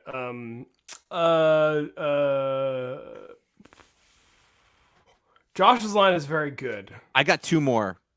Same kind of writer. The good news is we're in the home stretch, so we can spend a little time here. I mean, I think the city's afraid of me. I've seen its true face. Yeah, I was on that page. I was on the You know what else I think of? Welcome to Hell. When Batman breaks through the ground in Dark Knight Returns and he's grabbing the guy. Oh yeah. I mean, was D thinking Gold, the chat room, criminals are a cowardly, superstitious lot, or great power, or great that's a pretty responsibility.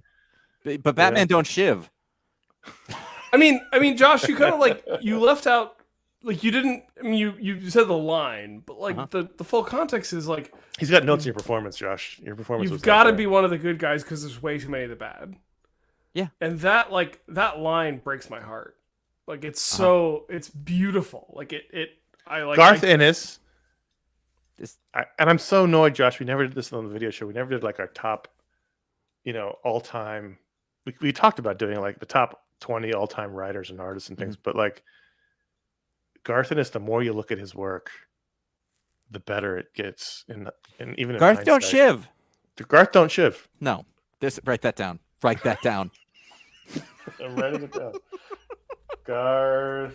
But like Josh, you like in terms of like I don't want to get mushy, but like being fathers. Sure. Like no, you're right.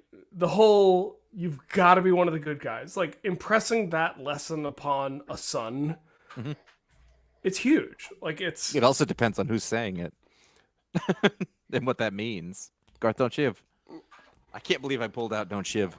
But just you got to be one of the good guys because there's way too many of the bad. I mean, the fact is you don't remember a lot of comic book dialogue. So when something sticks with you, it wasn't hard for me to come up with an answer because I didn't remember a whole lot else. Even Herm. I was going to say my favorite from that is I did it 35 minutes ago. Yeah, that's a great line too. I mean, there's a lot of good Alan Moore ones. I think there's. You're not trapped in here with me. I'm not trapped in here with you. You're trapped in here with me. Which was in the chat. Oh, is it? Yeah. And then like there's the one from the movie with Chris Reeves where it's like, who are you? I'm a friend. That's good. It's not a comic book line necessarily, but like it's very good. No, I know it's the same idea as that. How about this? It's clobbering time. I mean, you're not wrong. You know what? All of this really encapsulates why we love doing this so much. Yeah. Because it's these great feelings, these lines that you read over the years stay in your brain and they dredge up either emotion like Ryan's feeling about you got to be a good guy, or different. Even I think about the line in Animal Man. What was the line when he looks at this? I mean, it's an image more than a word. Wait, I can see you. The whole. But it's like these moments in time stick with you and give you a genuine human emotions, and you can't beat it. Ryan, do 34. 34. 34. How much BPRD is too much? BP a day. I've heard it's good, but it gets repetitive after a while. How much, if the series did y'all read? Do you think it's worth sticking all the way through the original series, Hell on Earth, The Devil You Know, to get to the ending? Also, any standout stories amongst the artists to look for? This was from Zach C. from Houston, Tejas. I didn't read all of it. No, I jumped in later. I never went back. Although I did buy one of the. Apparently, 2 of those big collected editions is enough because I never got more than that. But whenever it was the frog ones, yeah. Whenever I jumped, yeah, Plague of Frogs. I have all 4 of them. I think. Yeah, I stopped after 2. Whenever I jumped on, I read it all the way to the end, but there were big chunks of it. But this is also a Mignola. It's a Hellboy thing. You can jump in anywhere. Yes, and it doesn't really matter if it's in order or not. Although BPRD was more episodic in that way, but there's totally such a thing as too much. I think it's one of those things. Read it for a while, let off when you start getting, then go back in. But eventually, that Mignola aesthetic has now become incredibly attractive to me, like in a way that it probably wasn't. I just love that everything is so simple. You live with a feeling, you get away. It's funny because we used to talk about back before Marvel started renumbering everything was that everyone should emulate the Hellboy Mignola style and just do arcs and things. And then they did it. Marvel did it, and we're like, this sucks. Oh no. By the way, Guy Davis is somebody I'd bring back because that guy fucking disappeared. I love. He was great. Very good. Yeah. I've never heard anyone say BPRD is bad. No, it's never been bad, but is it repetitive? I agree with the claim of repetitive in the way Usagi Jimbo's repetitive. But it's like it's repetitive. It to me, BPRD feels repetitive in the way that like poetry is repetitive. Like if I were a George Lucas type, I might say it rhymes. So I think like there's it hits on the same themes over and over again in ways that feel similar, but like that's not a bad thing. If anything, like it's comfort food, right? Yeah. Yeah. That's absolutely correct. And it's one of those things that depends on the reader. If you're into the kind of thing it is, then you're just good. You just go with that flow. Like it's never too heavy. You dip in, you read for a little while. I think it read great in issues. Maybe reading it in collected form doesn't work as well as some of the other things, but is a little bit here and there. I think Usagi Yojimbo is another one of those. Yeah. Like I wouldn't necessarily want to read like an omnibus full of them. You wouldn't want to binge read BPRD. No, I love getting one a month. I think that's great. Stan Sakai is talk about one of the unsung greats of the comic book medium. I don't think he ever wanted to do anything else. So it's incredible. Sorry, Stephen H. from Wrexham, Wales, United Kingdom. Whoa, you guys are having a moment. There's a show. It's a good show. Deadpool. I've been thinking about this question since you first announced the 850 special, but have left it as long as I can for extra rumination time. Could, should, and would Disney ever buy DC? Let's take it one question at a time. Could, sure. They have a lot of money. They got the resources. You can't buy something that ain't for sale, and it's not for sale. Should, no. Anyone who cares about this stuff does not want one company owning all the entertainment IP out there. Would, sure. If they could, they probably would. Could they? Yes, but it has to be for sale, and it's the only thing that Warner Brothers really has that is worth a lot of money. They're not selling it anytime soon. It's funny I feel like it's worth a lot of money right now because Marvel's very popular. I see so much bullshit on Twitter and YouTube that's like... All I'm hearing from this show is that you should get off Twitter. I know, right? Fanboys and nerds being like very invested in the quote-unquote DCEU, and I'm just like, y'all don't know what you're talking about, have horrible opinions, and are fucking losers when it comes to like how you feel about this stuff, because like you're just bootlicking fanboys and it's terrible. That would be a perfect time for Jeremy's superpower. You just see people all the time say, "Oh, they're going to sell based on nothing." It's the literal reason why anyone has been buying Warner Brothers is to exploit the DC properties. That there's no one is selling that. That's ridiculous. Should they? No one should want one company owning everything. That is horrible. One company already owns way too much. Disney already owns way too much. Yes. And also, you guys you joke about me being on Twitter. Like, no one tell Ron about this. if Elon's deal goes through, like, goodbye. I'm not on Twitter anymore. See you later, because that Anyway. sucks. Could they? Yes. Should they? No. Would they? Sure. But do we? Agree. But the underlying premise is like, is that something we would want? No, That's the that's should the part. should. Bad. Really, really bad. Bad. It would be very, Now- very bad. If somebody else wanted to take them over and tell them how to make a fucking movie, I'd be okay with that. If I have so many stories about how they operate internally, Warner Brothers. It's a fucking nightmare. Anyway, I A don't. nightmare like Bruce Wayne had, where the Flash came to. We're getting down to the end here. Yeah. Wayne M from we still have a couple of pages left. Wayne M from Australia. Comics from the big publishers are filled with made-up cities, especially DC. Although I can't recall any from here in Australia. What made-for-comics city do you wish was real so you could visit? I've been thinking about this question since lunchtime when the Big Belly Burger franchise came into my mind while I ate a sandwich. Easy question. I bet Josh can predict my answer. Metropolis. Nope. Okay. Where do they That's have chili? Again, this is just like the work question. None of those are good places to go. 'Cause they blow Metropolis. up. They No, blow No, up I a have lot. a Metropolis is the strong DC based answer. Savage Land. Central City.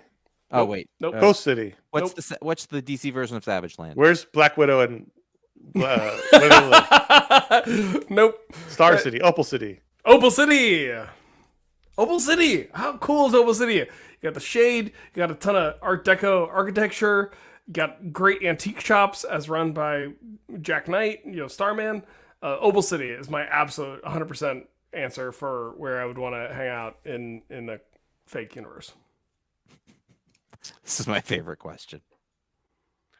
I would choose Metropolis. I think Metropolis sounds cool. It's the city of tomorrow. It's got a lot of cool technology and stuff. It always seems like it's out of time with the rest of the DC universe. It almost feels like a future city. Obviously not Gotham City. I love Batman. I'm never going You're to gonna Gotham take City. it out by Intergang. They're gonna come. Also, no, but here's the thing. That is also the city that is the safest and most protected because it's Superman specifically. It's his place. And so it's the one that I would feel most secure in that sense. Opal City's so cool though. Opal City is all very right, cool. you know what? Shade Asgard. literally. Asgard. That's not a city. That's a Fuck realm. you, it is too. Now it is. It's It's a realm. it was a city for a while. Actually, is it still in Oklahoma? Because then I don't want to go. If it's in Oklahoma, no. But if it's in Maine, in the MCU, then I could see Josh there. No. I think in terms of like all the I know that the three of us have like a lot of phrases that we use that are from movies and television, whatever, What are you talking about? that are we just use them in conversation as if they're normal. Red leader. How about you go fuck yourself, Spider? And one that my wife and I use a lot is "good luck, morons" from Infinity War, because actually it's quite funny.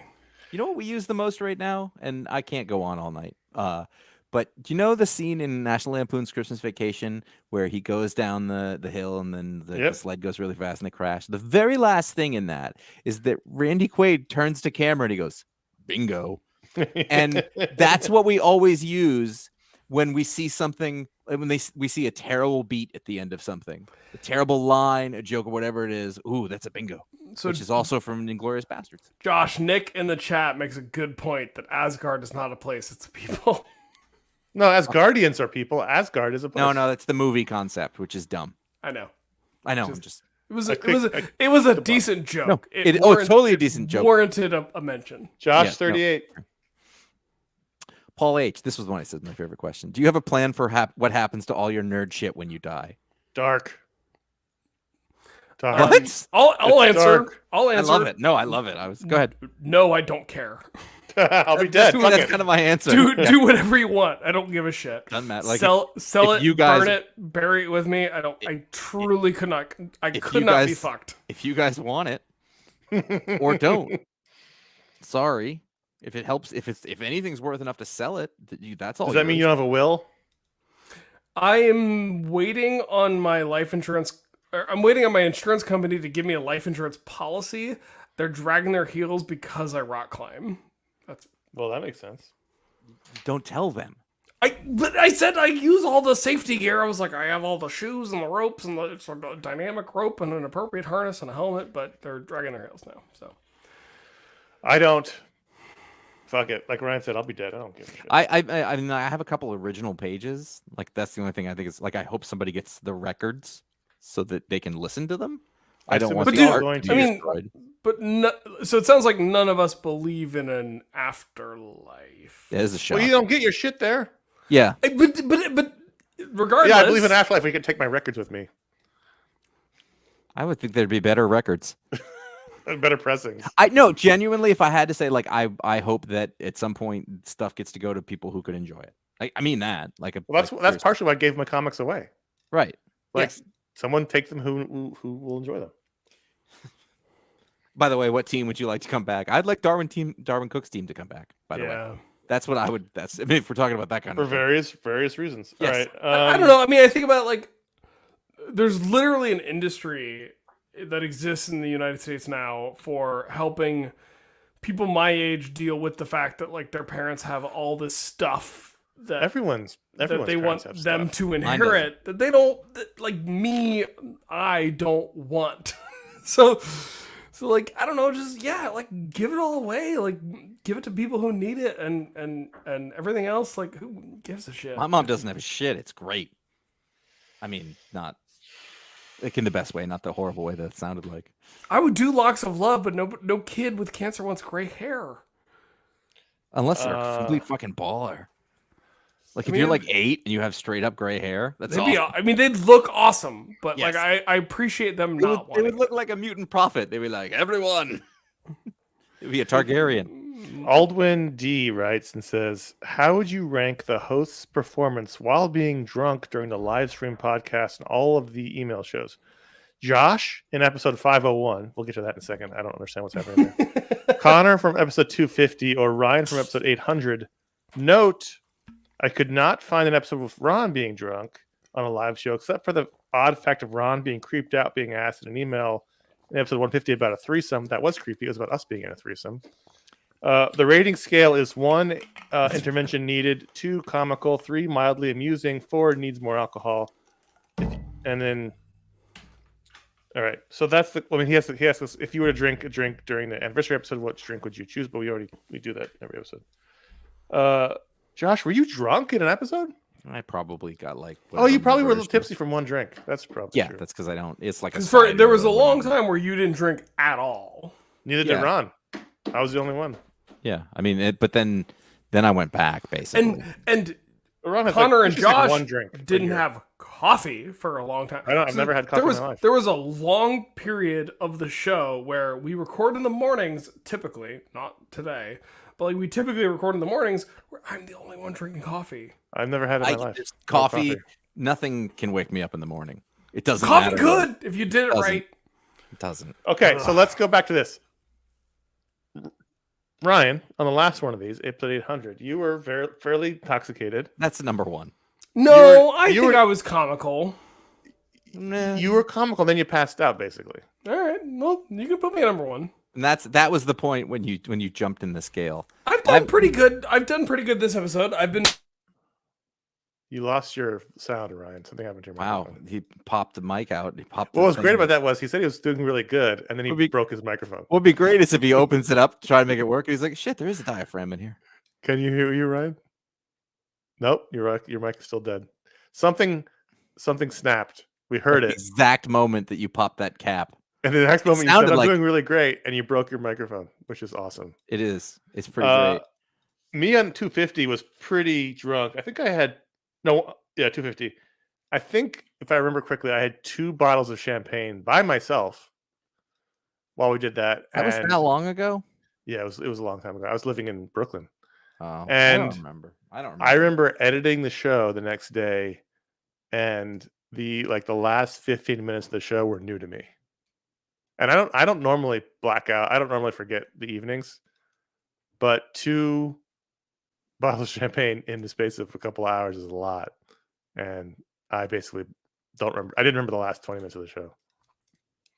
Ryan's mic is still dead, so we'll deal with that. Ryan will he'll help troubleshoot that while we work on it. You might want to go to a more reliable but maybe less audio pleasing version if you want to keep going. Is the light on? I don't know. I don't troubleshoot this in front of everybody. The light is on. Oh, he's back.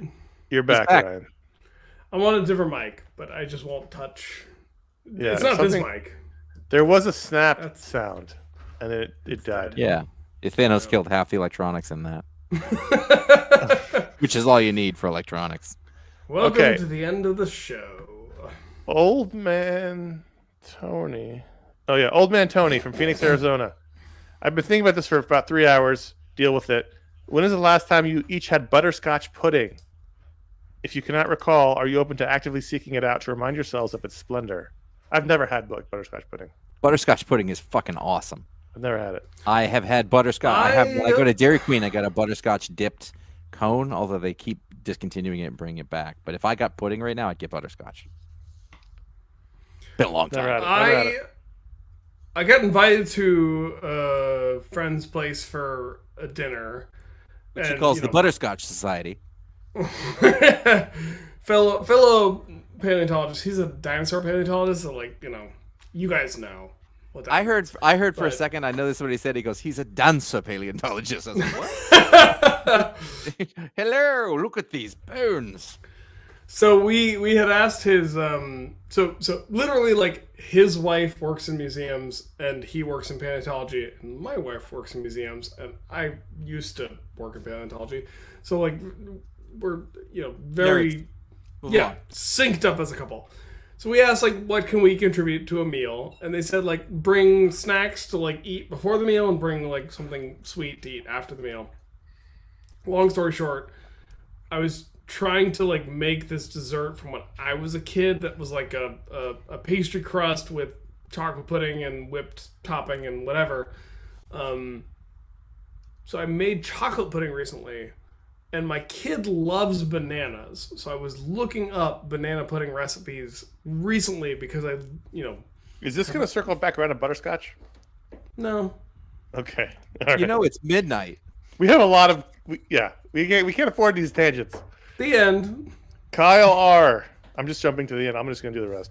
Kyle R. I feel the cultural influence of the MCU has begun to ebb. Does it seem like the MCU version of characters are having less of an impact on the comics? Are we in a place where the writers can begin to ignore the MCU? Clearly She-Hulk gets to. I've been thinking about this since the Falcon costume redesign. And what's interesting about that is he mentions Falcon, who in the comics is now Captain America because of the MCU. But also Is he talking the cultural influences? He's talking about the comics influence. but also isn't really Captain America in the MCU because they Right, did it because there's in also the Steve show. Rogers. But my point is, they put him in the suit because the movies did. That's why he's in the suit. But the movies, Didn't Remender's story happen before the movies? it Right, did. I'm saying It did, again, but they put him back in the suit because they put him in the suit in the TV show and now in the next But the movie. movies haven't done anything. The movies and shows haven't done anything with it since. It doesn't matter. Can They've I- just done it, and now he's Captain America in the comics. That's what. Yeah, That's, but that. one led to the other.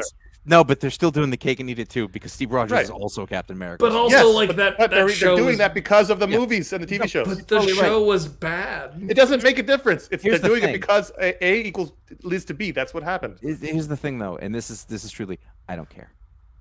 I do. think I it's- do a I hate little. it. I hate it. Care. I really like the She-Hulk show. She-Hulk show's terrific, and I don't. Fantastic. It's not that much different than the. I've seen people complain about it. I was like, I don't know if there's a complaint about It's amazing. The last delightful. episode was terrific. The Daredevil Yes, it episode. was. I haven't watched it yet. I watched it. Did you hear the joke where she said, and it was such a comic book joke? She said, "I don't want to get fridged," and I was like, Jesus, that's a deep fucking cut. Yeah. Like no one who doesn't read comics is going to know what that means. No, it's and a comic even book that's even that, but even that's a subset. All right. Tom D has a couple of questions. We'll do this rapid fire. Okay. Tom D. We'll see. Number one, is the market shifting away from hard copy books and towards reading on devices? No. Right? No. That's correct. The digital market share has not grown. So, Digital yeah. market share topped off at 10% and has stayed at 10% for the last 12 years. Yep. Question two, I often hear Barks, Eisner, and Kirby referred to as the most influential creators. Does anyone else belong in that pantheon? Toth. Kirby. Kirby's Kirby's literally on in the those list. names. Barks, Eisner, and Kirby. I think the next level underneath them is Adams, Miller, and Byrne. I actually think Byrne deserves a Yes, he does. I agree. But Adams is the next one because he changed the style. Adams absolutely does. Ditko. Yeah. Ditko. I don't know that anybody was. I don't think anyone was emulating. I mean, Spider-Man is as big as ever, and they can't stop throwing Doctor Strange at stuff. But that doesn't mean his I feel like style is being I emulated. think that he did. I think they're probably not so much visual, but stylistic things he did that are. I mean, he absolutely influenced the visual style of comic books. Because otherwise, everything would look like Kirby. Yeah.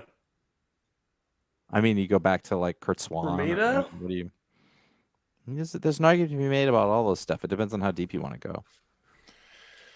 I think Adams and Miller are the next two, in terms of they changed the style of comics. Miller's a really good pick for sure. Mm-hmm. All right, his third question, and this is just you're going to give your gut answer right off the top of your head. What is the best TV/streaming superhero show? Loki. Gut answer. I mean, I want to say She-Hulk because I was just finishing it and I enjoyed it, but I don't think that's the answer. Maybe let's just say currently on. For me, it's Loki. Oh, you want okay? Not currently. Okay. No, I don't think just like whatever we're talking about this modern streaming, and that actually doesn't even have to be just Marvel, but it is. I would say I mean Sandman's in there. I think. Oh, comic book stuff. Yeah, The Boys is actually really good too. I was just thinking. The Boys is great. Loki really hit like hit a nerve for me of like there was a nihilism but an optimism. Like I just didn't like that at all. Really? I didn't like Loki either. It was one of my least favorite ones. Man, like, I didn't really liked Loki. Good. I didn't finish. I didn't like what they were finished. doing to the story. I've not finished a lot of the Marvel Disney Plus shows, and we've talked about that offline. But like Loki was for me something that it did something that I didn't know that I wanted. Whoa, Watchmen is the best that's ever been done. Yeah, Watchmen. It was so fucking good. It was very good, but I don't know. For me, whatever. No, it's fine. No. I'm with you, Josh. You are right about Sandman though. Like Sandman was such an amazing. I will be genuinely sad if they don't do more of it. It was very, very. I good. still haven't watched Sandman just because that's one of those shows that my wife was like, "Can we watch together?" And we just turns out having never happens. Well, we have a toddler, so like that's what I'm saying. Never happens. I'm not denigrating him. So you put the kids to bed. You have the toddler's asleep. I could have been watching Sandman with my wife if I wasn't maybe he'll like Sandman. You don't know. He doesn't. No, he's in toddler phase where like he says yes to some things, but the no's that he says hey, do you want to eat peas? Yeah, and if do you want to eat anything else? No. Like the no's are 10 times what the yeses are at this point. All right, we're heading to the last two. I'm jumping to the end. This is an audio visual question or email. Chris from Portland, Oregon. I didn't have a question for 850, so I decided on sending you something different with the help of someone else. I hope you enjoy it. Let's play it. I haven't seen this yet. Hey, iFanboy. It's your friend Jeff Kanata here with a very special message from R3V. I think it's pronounced Rev. And I guess you could say this message is best summed up in the form of a limerick.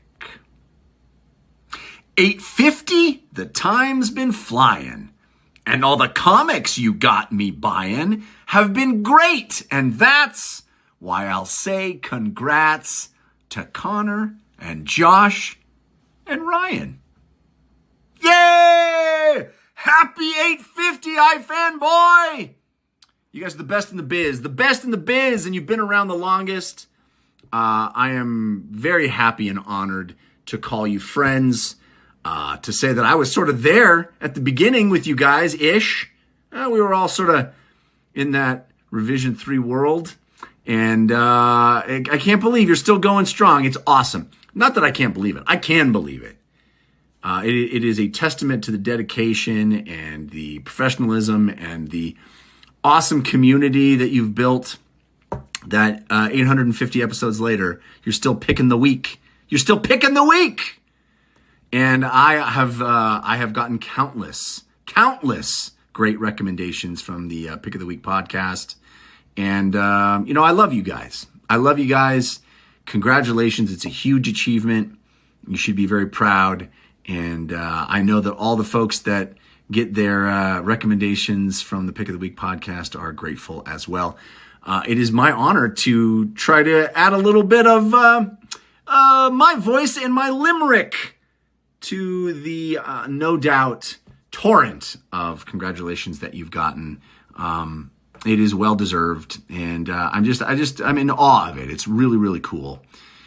So high fives to you dudes, and keep on trucking, keep on picking the week. I will keep listening if you guys keep making episodes.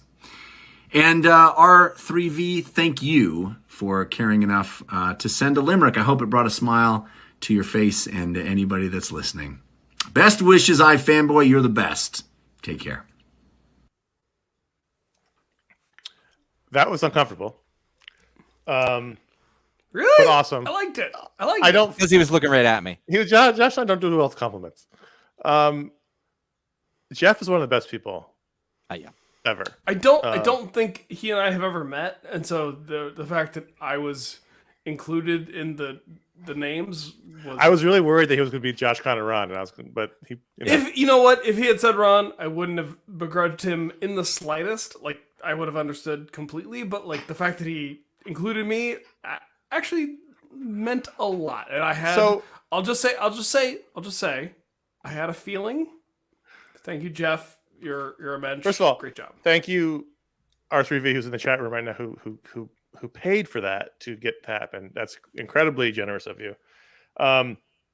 So people don't know, Jeff has been around us. Jeff's been on this show. He came on. He's been on several special edition shows. I remember specifically. He's done Pick of the Week before. He's been on Pick of the Week. He was a guest host. I remember he was on with me for the Winter Soldier review, special edition show. Like he's been on our show several times.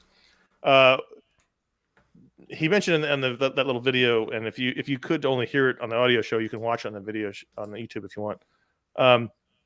We were on Revision 3. It was a internet TV network. His show was what was the one? The first one. Totally Retro. No, before that. I don't the know. one with Jonathan. He had a show before that with Jonathan London. They broke up. Shit. Then he went to Totally Rad show. Right. Anyway, he's been around us since we started in 2007 or 8. Yeah. You know, we met it. We've been hanging out with him. And when I moved to LA, I saw him all the time. I miss Jeff. He moved to Colorado with his family for good reason, but I used to see him all the time. We used to be both on the same press screening list. I'd see him at movies all the time. I still remember sitting next to him for the Avengers movie screening, the first one, at the Disney lot in the tiny screening room. Oh, you're right. It was Dan who was with London. That's what I thought. Not Jeff. You're right. He's a great guy. He's so super nice and very talented, and that was very nice. So he is the person. Like he's not putting on a thing. No, that's how he is in real life. He was putting on a voice there, which reminded me of that guy who does Ian McKellen on YouTube. But I think that. But he is what you get. Like what you see is what you get with Jeff. He's awesome, and I would see him regularly. Back when we were doing the Marvel press screenings, I'd see him a couple times a year, and he's super nice. And thank you for that. And thank you for everybody. Last question. Very last question. Wait, can we hang on? What? I love you guys too. We're not to that part of the show yet. No, but Jeff was effusive. Let's get it out of the way now.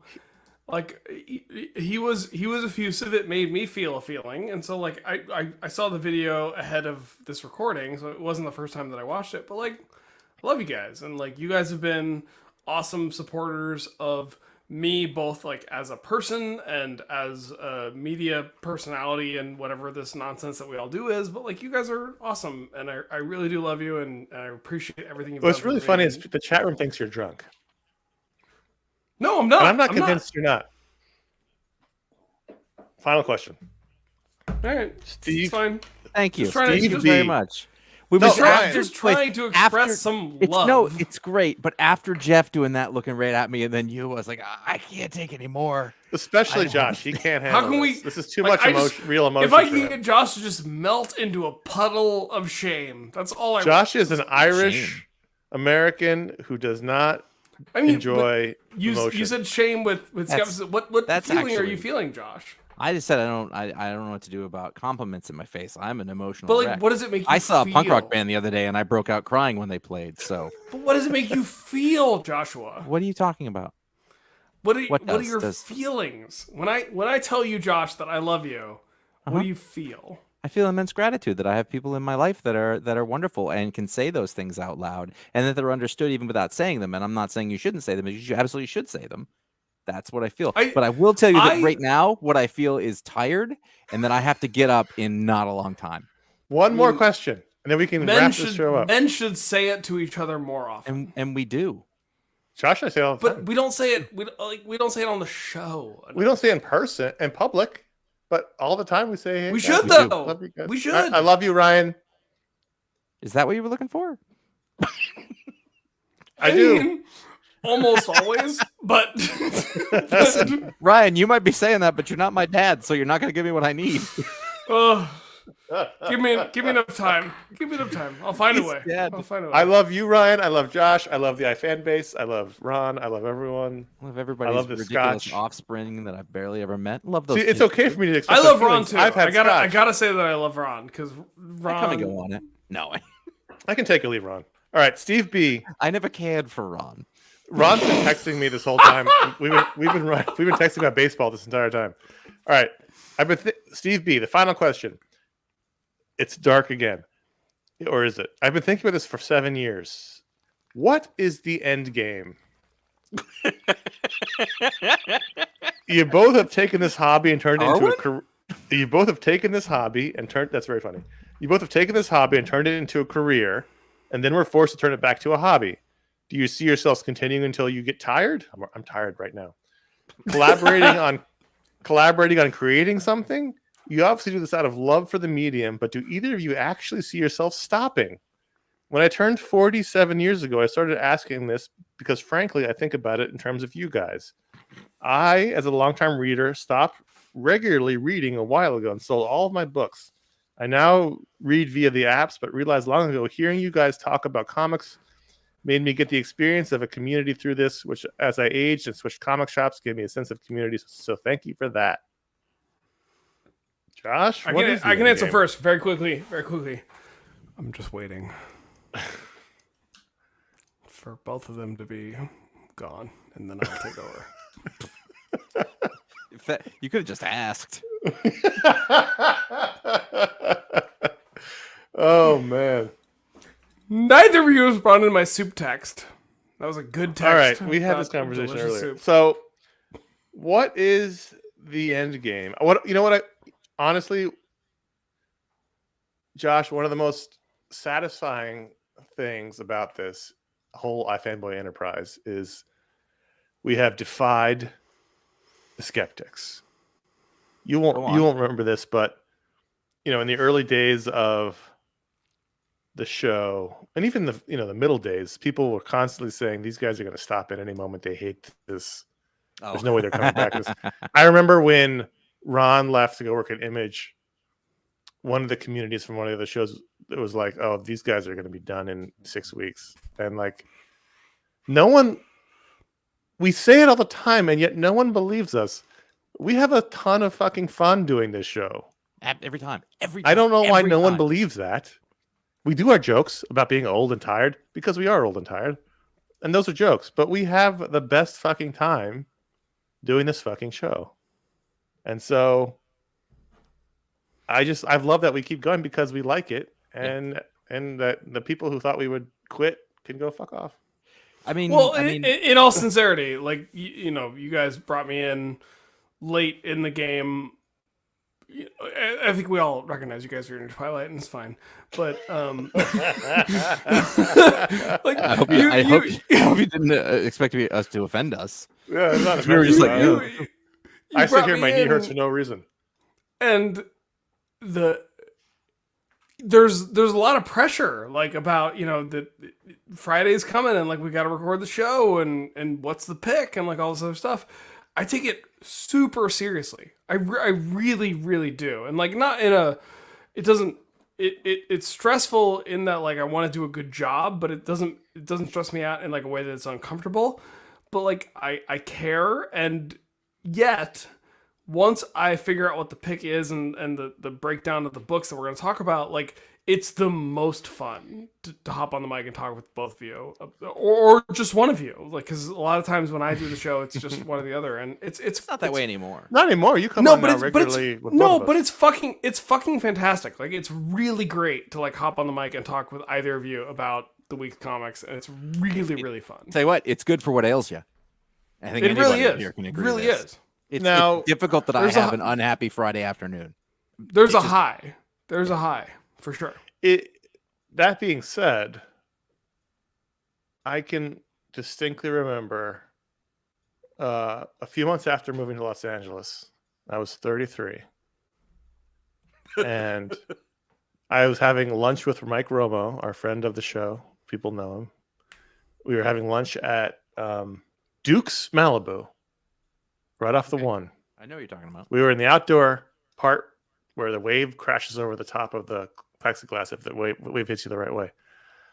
And we were just talking about life and what things we were doing. And I said, I don't know how much longer we're going to go, not because I'm not having fun, because I don't know if anyone wants to hear a bunch of 40-year-old guys talking about comics.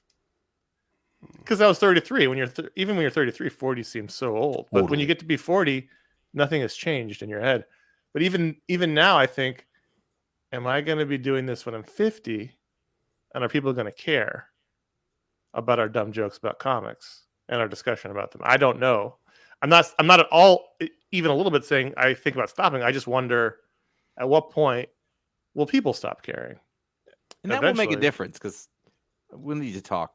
I don't know. You get feedback. You get something back from knowing that people are listening. But as long as there's, I mean, we ran our website based on one guy for quite a while. I will say this, people. I don't know. I think we might have said this before. Every year, and it's not just when Josh and it was when Ron was here too. Every year at the end of the year, we have a super informal meeting where someone says, "Do you want to keep going?" And we go, "Yeah," and that's it. That's all this discussion is. We after the last show, I'll go, "Josh, do you want to do it again next year?" And Josh goes, "Yeah." I'm like, okay. I mean, but that's the extent of our angst over it. My answer at this point is, I don't see a reason. I mean, something would have to happen to make us not do it, but I'm not. I don't want to stop. We have a great time. We say it all the time. I don't want to. So it's our best hour of the week, or hour and a half. There's no end date that we have right now. We're going to keep going. Like last week, I think it was last week, Josh, where you and I got on the call and started chatting, and it was like 30 minutes. We're like, oh shit, we got to do the show. Yeah. Is this the 2-hour show? Well, it's just because we don't. This is when we get to chat. We talk all day long on Slack, on our Slack channel, but like, we started talking about whatever's going on in our lives, and after a while, like, shit, we gotta do the show. I gotta get to work. And it's so funny because like everyone rightfully likes to tease me about the last anniversary show 800 where I overindulged. It was ugly. Yeah, no, it was hilarious. You were funny. But but then like you guys emailed me afterwards being like, hey, so you said, you want to be on the show more. And so like, let's figure out a plan for that. And like, because of the overindulgence, I don't remember saying that. Like, if I'm being honest, like you guys emailed me saying like, hey, you said you want to be on the show more often. So let's figure out a plan for that. And like, you guys took me seriously, even at my most compromised state. And like, that was really cool because you guys were like, hey, you've worked for us before, you've worked for us currently, like, let's figure it out. And I don't know, like, it's hard to put into words, but like, you guys have been partners, collaborators, mentors, all of it. Like, you've done it for me, and I know I'm not the only one. Like, countless others. And I know that I sit in the third chair that was occupied by Ron, but like, I'm not alone. I'm not alone in what this show has meant for me and is meant for many others. And so, well, that's what I think also, and Josh can jump in, is that what has happened as a result of the show outside of us has been really meaningful. The friendships that people have made, amongst the listener group, the friendships, the things that happen outside of us as a result of the show has been really, you don't think about that, but like I see people on Instagram or wherever who are hanging out, and it's because I remember they met each other on the Revision 3 forums, or because of at one of our hangouts after New York Comic Con, and that's crazy. I mean, I know there's a whole group of guys and girls, and like Paul and Allie and Chris and all these guys who hang out, and Dave, because they all met through listening to the show. And they're like really, really good lifelong friends now. That stuff is hard to ignore. But I Josh think, and I think still it's have because I think it's the sort of the network of the three of you, the friendship that you guys demonstrated is sort of a web that captures a lot of other people in it in a positive way, which sounds very good metaphor. Yeah, like you guys, it's not an accident that the community around iFanboy is what it is. Like, you guys created an ecosystem, an environment where like that community could develop and flourish, and like the internet's awful, and you guys created something out of it that's beautiful, and so I think that's worth celebrating. Josh, any thoughts? That was a lot. I mean, it's everything you guys said. It's, like, I'm going through a whole life thing right now. Who's been the most helpful? People who've listened to this show. People got me a job back in 2010 who listened to the show who I didn't know. I mean, yes. 2010? 9, ended 9, just before 10. 9? I worked at Nickelodeon for a while. Oh. Yeah.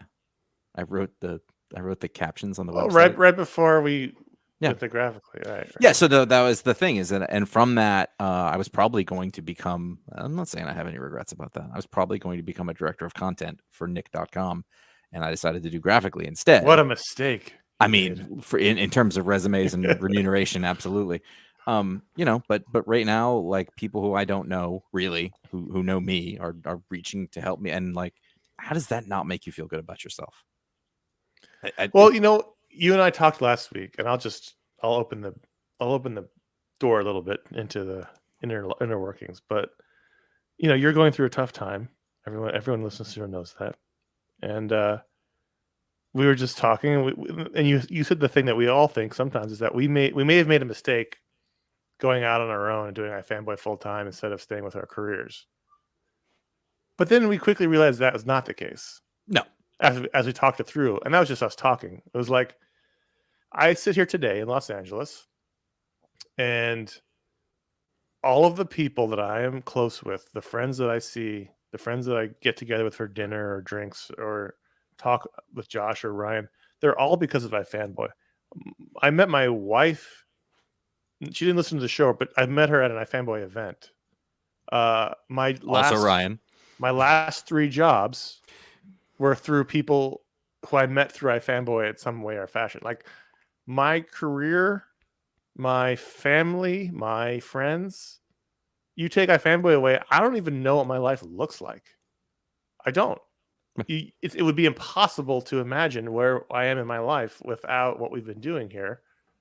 And only really good has come out of it. We went full time for a while, and it was a lot of ramen noodles, and it was a lot of not going on vacations or doing anything. But I fucking loved those years of doing it full time. That was the most. I've had good jobs that I liked and enjoyed, but that was the most fulfilled I've ever been professionally when we did iFanboy full time. And the life that came out of it is the life I live right now, and I don't know what it would be. I honestly could not imagine what I would be doing, how I'd be living without this. And Josh and I are both 45 years old, and if you had told us when we were 22 when we started iFanboy that we'd still be doing it at 45, I think we both would have laughed at you. More than anyone cared. And so, what is the end game? I don't have any idea. I couldn't even imagine getting to this point. So even projecting out, who knows? You know, a very quick story that I've never actually told you before is that like in 2009, the new year came around and I told myself I had just started my own podcast, and the thing I told myself was like 2010, I want to be the year that I get something out of the internet. Like I just want to like get something meaningful out of the internet. And it was literally, I think it was like January or February where Ron was like, hey, can we get dinner? And that was when he said, hey, we're going to go do the website full time. Do you want to be a writer? And so, I mean, iFanboy literally, it changed my life when I found the podcast in the mid-aughts. I literally needed something to listen to while I was studying for exams or whatever. But like then fast forward, I'm having dinner with Ron and he's telling me we're going to do the website full time and please come on board and write for us. And, that job went through a lot of iterations and a lot of changes. But one thing it didn't go through was a lot of revenue. but it changed my life. Like it really did in a way that like everyone got paid. Maybe not a lot, but everybody got some money. He's gonna get mad that we're interrupting you again. Sorry. No, I'm all good. I mean, we paid everyone. Everyone who wrote for us got paid. You did, but I just the idea of like working for a website where the management gave a shit about what I was doing, where they like reached out to me and said, hey, like you guys know it's fine. It was an amazing experience. Grateful for it all the time. No regrets. That being said, Josh, when are we ending this? I mean, you mean right now? Because that's going to be soon. We're done. We're done now. We're at the end. We're at the close. Honestly, I have shit to do. And well, we might have to reschedule depending on what happens. I mean, can you guys like? What's really funny? Can you give me a haircut? I'm gonna come cut your hair. I'm gonna come cut your hair. Please. I trust you. I think what's interesting about this, and people may not realize this, is it's clear he knows how to shorn a scalp. I can shorn your scalp, no problem. Josh and I knew each other in college, and we knew Ron in college. We weren't super close in college. No, well, by the last year, by the very, very end. But like we weren't, if you had asked me when on the day of graduation, who will you stay in touch with and be best friends with? I don't know that I would have picked you and Ron. Were you sitting? I mean, I would have said Ron. We were all together at that group of graduation. Really close. You were there. The breakup. And the no, we were very close. But like if you had just said, "Hey, of all these people that you're with, there's probably like 15 of us in that group at the end of graduation." Yeah, who would you be close with? I would have probably said some other people who I'm not going to name on the show, but like, well, right, him, but like.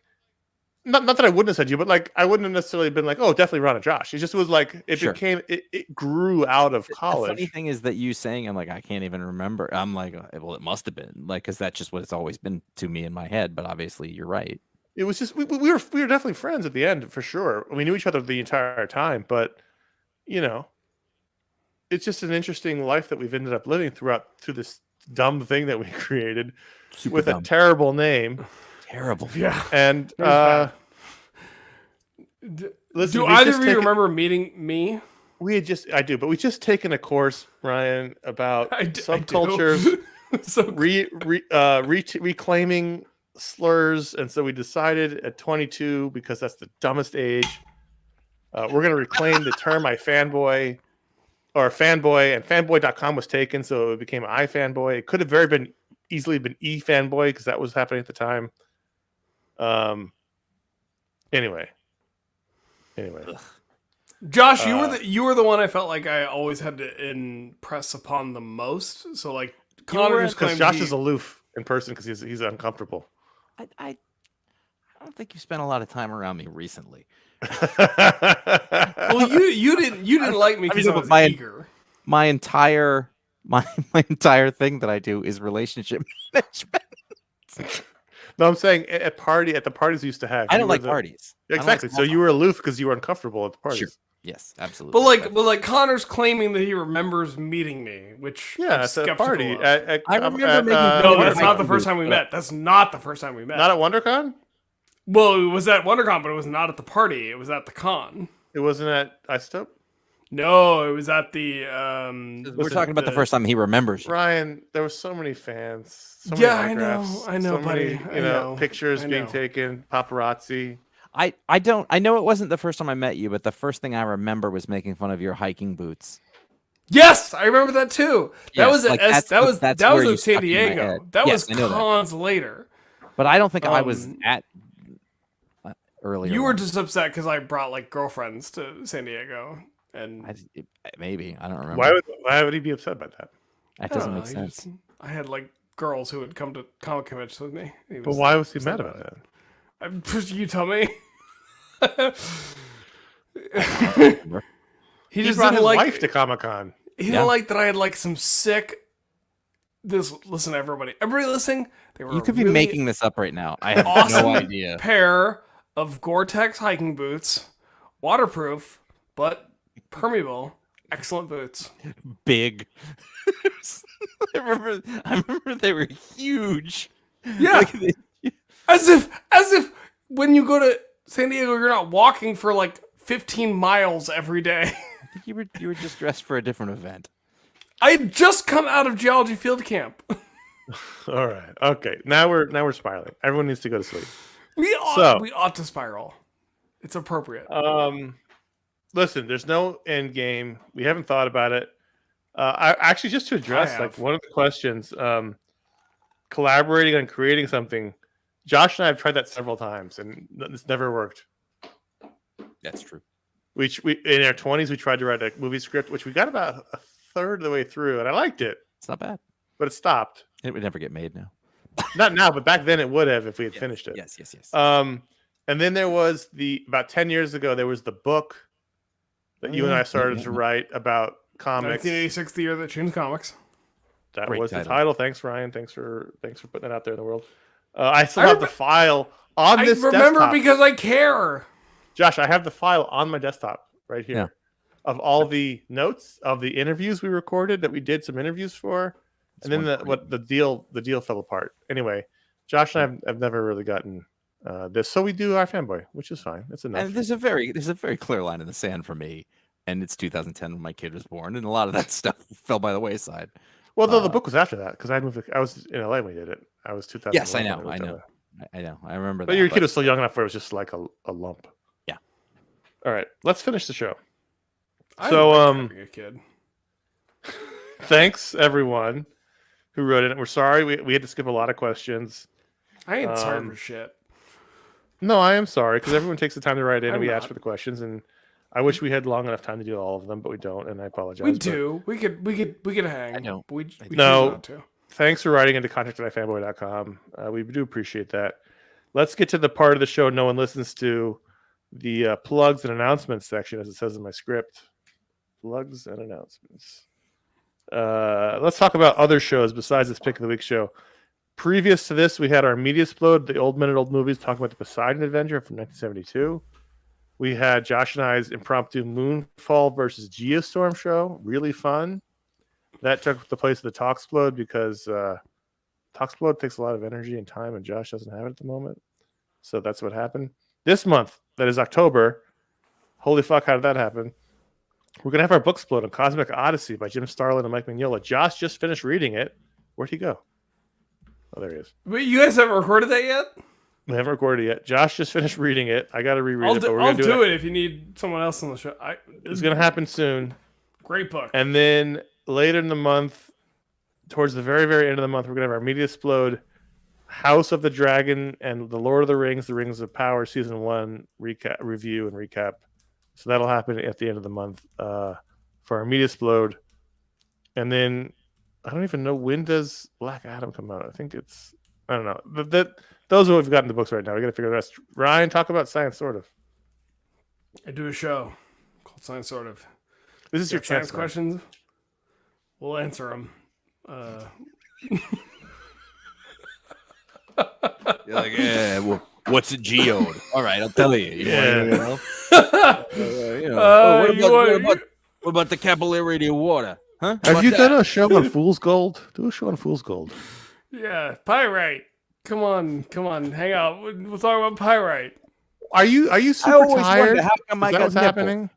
Ryan, so are you really tired. tired? I'm Is so it the tired of having a baby? Is it the All of it. Is it what is it? Whatever you drank fermented itself into alcohol, and you didn't I realize. don't have time for this. I created a show that's a little more complicated to produce than this particular show, even like tonight.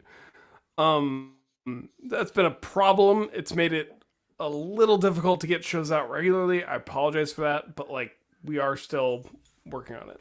The end. Check it out, TinySword.com. Josh, do you want me to read your part, or you want to do your part? I'll do it. You get over this. Yeah, no, I used to get drunk tired a lot. I remember that now. At the end of the holiday shows, like before I was ever drinking anything. Go to iFanboy.com. You can find all the shows we did love the holiday way shows. back then. You can listen to our vast history of, or you could read it, the vast history of comic book writing from all of our talented writers. You can go to facebook.com/iFanboy or at iFanboy on Twitter.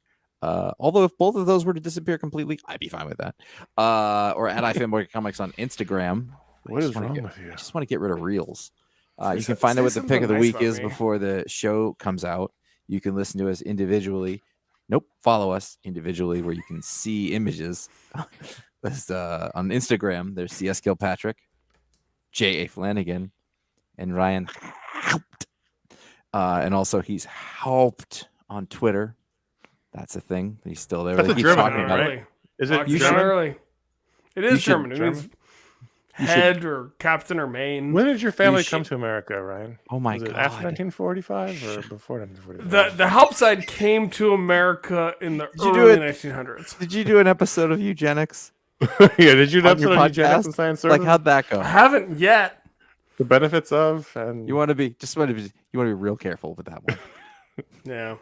Be real careful. I'm, as far as I know, my family left before World War One, so we kind of. Can I tell a time really, to go. really quick thing? And Of course.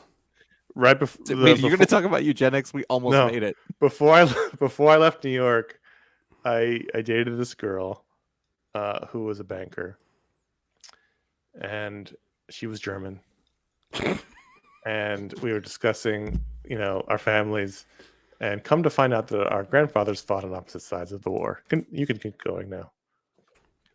On my mother's side, I think we got a guy who fought in the Civil War, but I think he was on the Union side. He was on the North.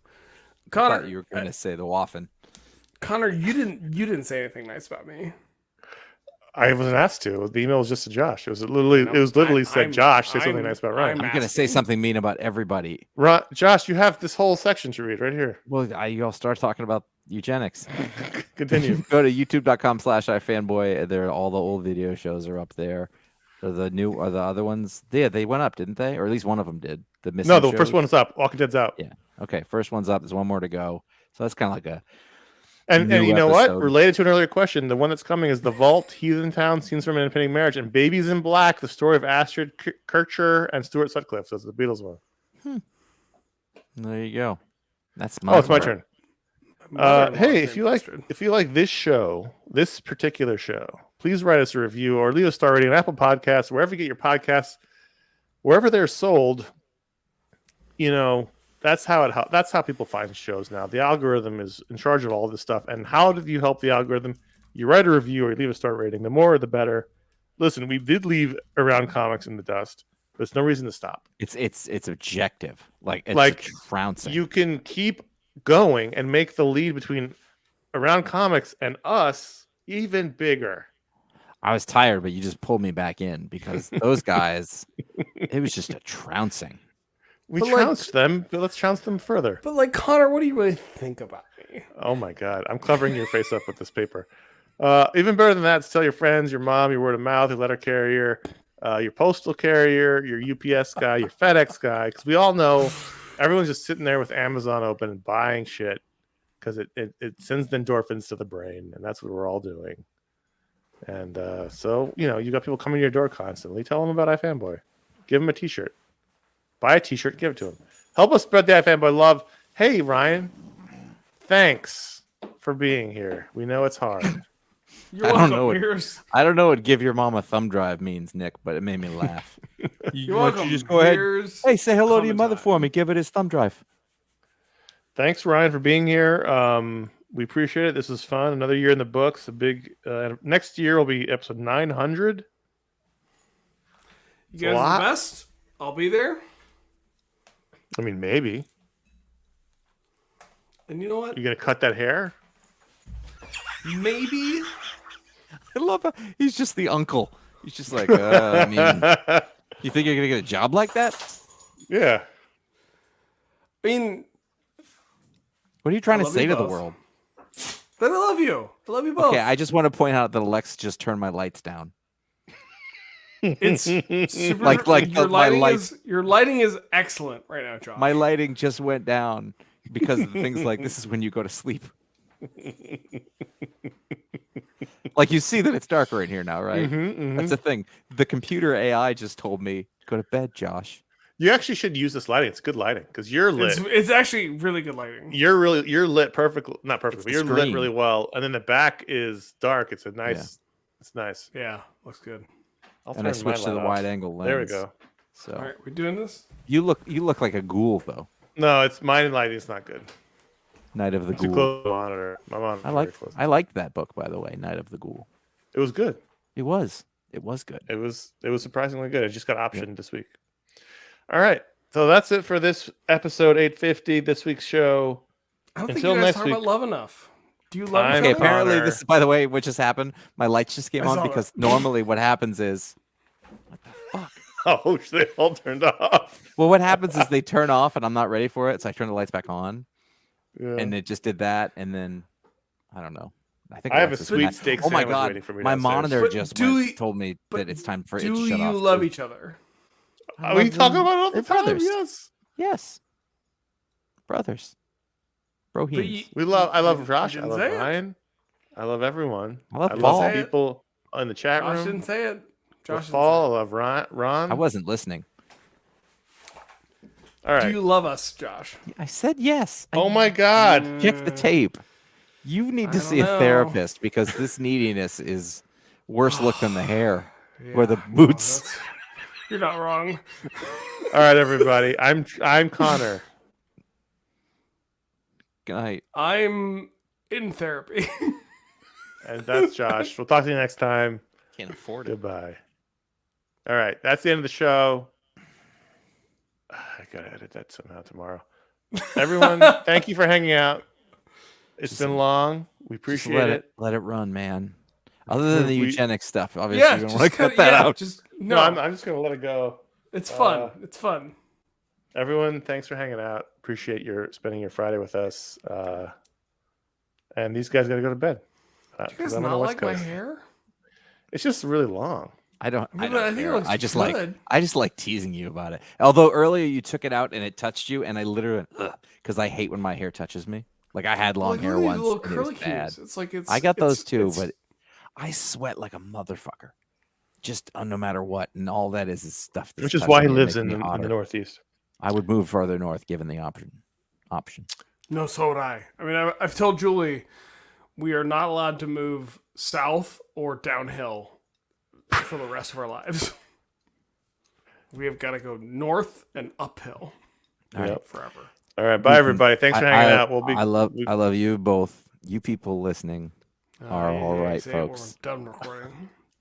Yeah, but they heard it. You heard it. All right. Bye, everyone. I need to feel it. I have a steak I sandwich. don't have any feeling to give you right now. It's not, you're not entitled to Josh any of the is- emotion I have. Josh is toast. Yeah. Toast. All right. Bye, everyone. Thank you. Bye, That was bye. fun. Bye.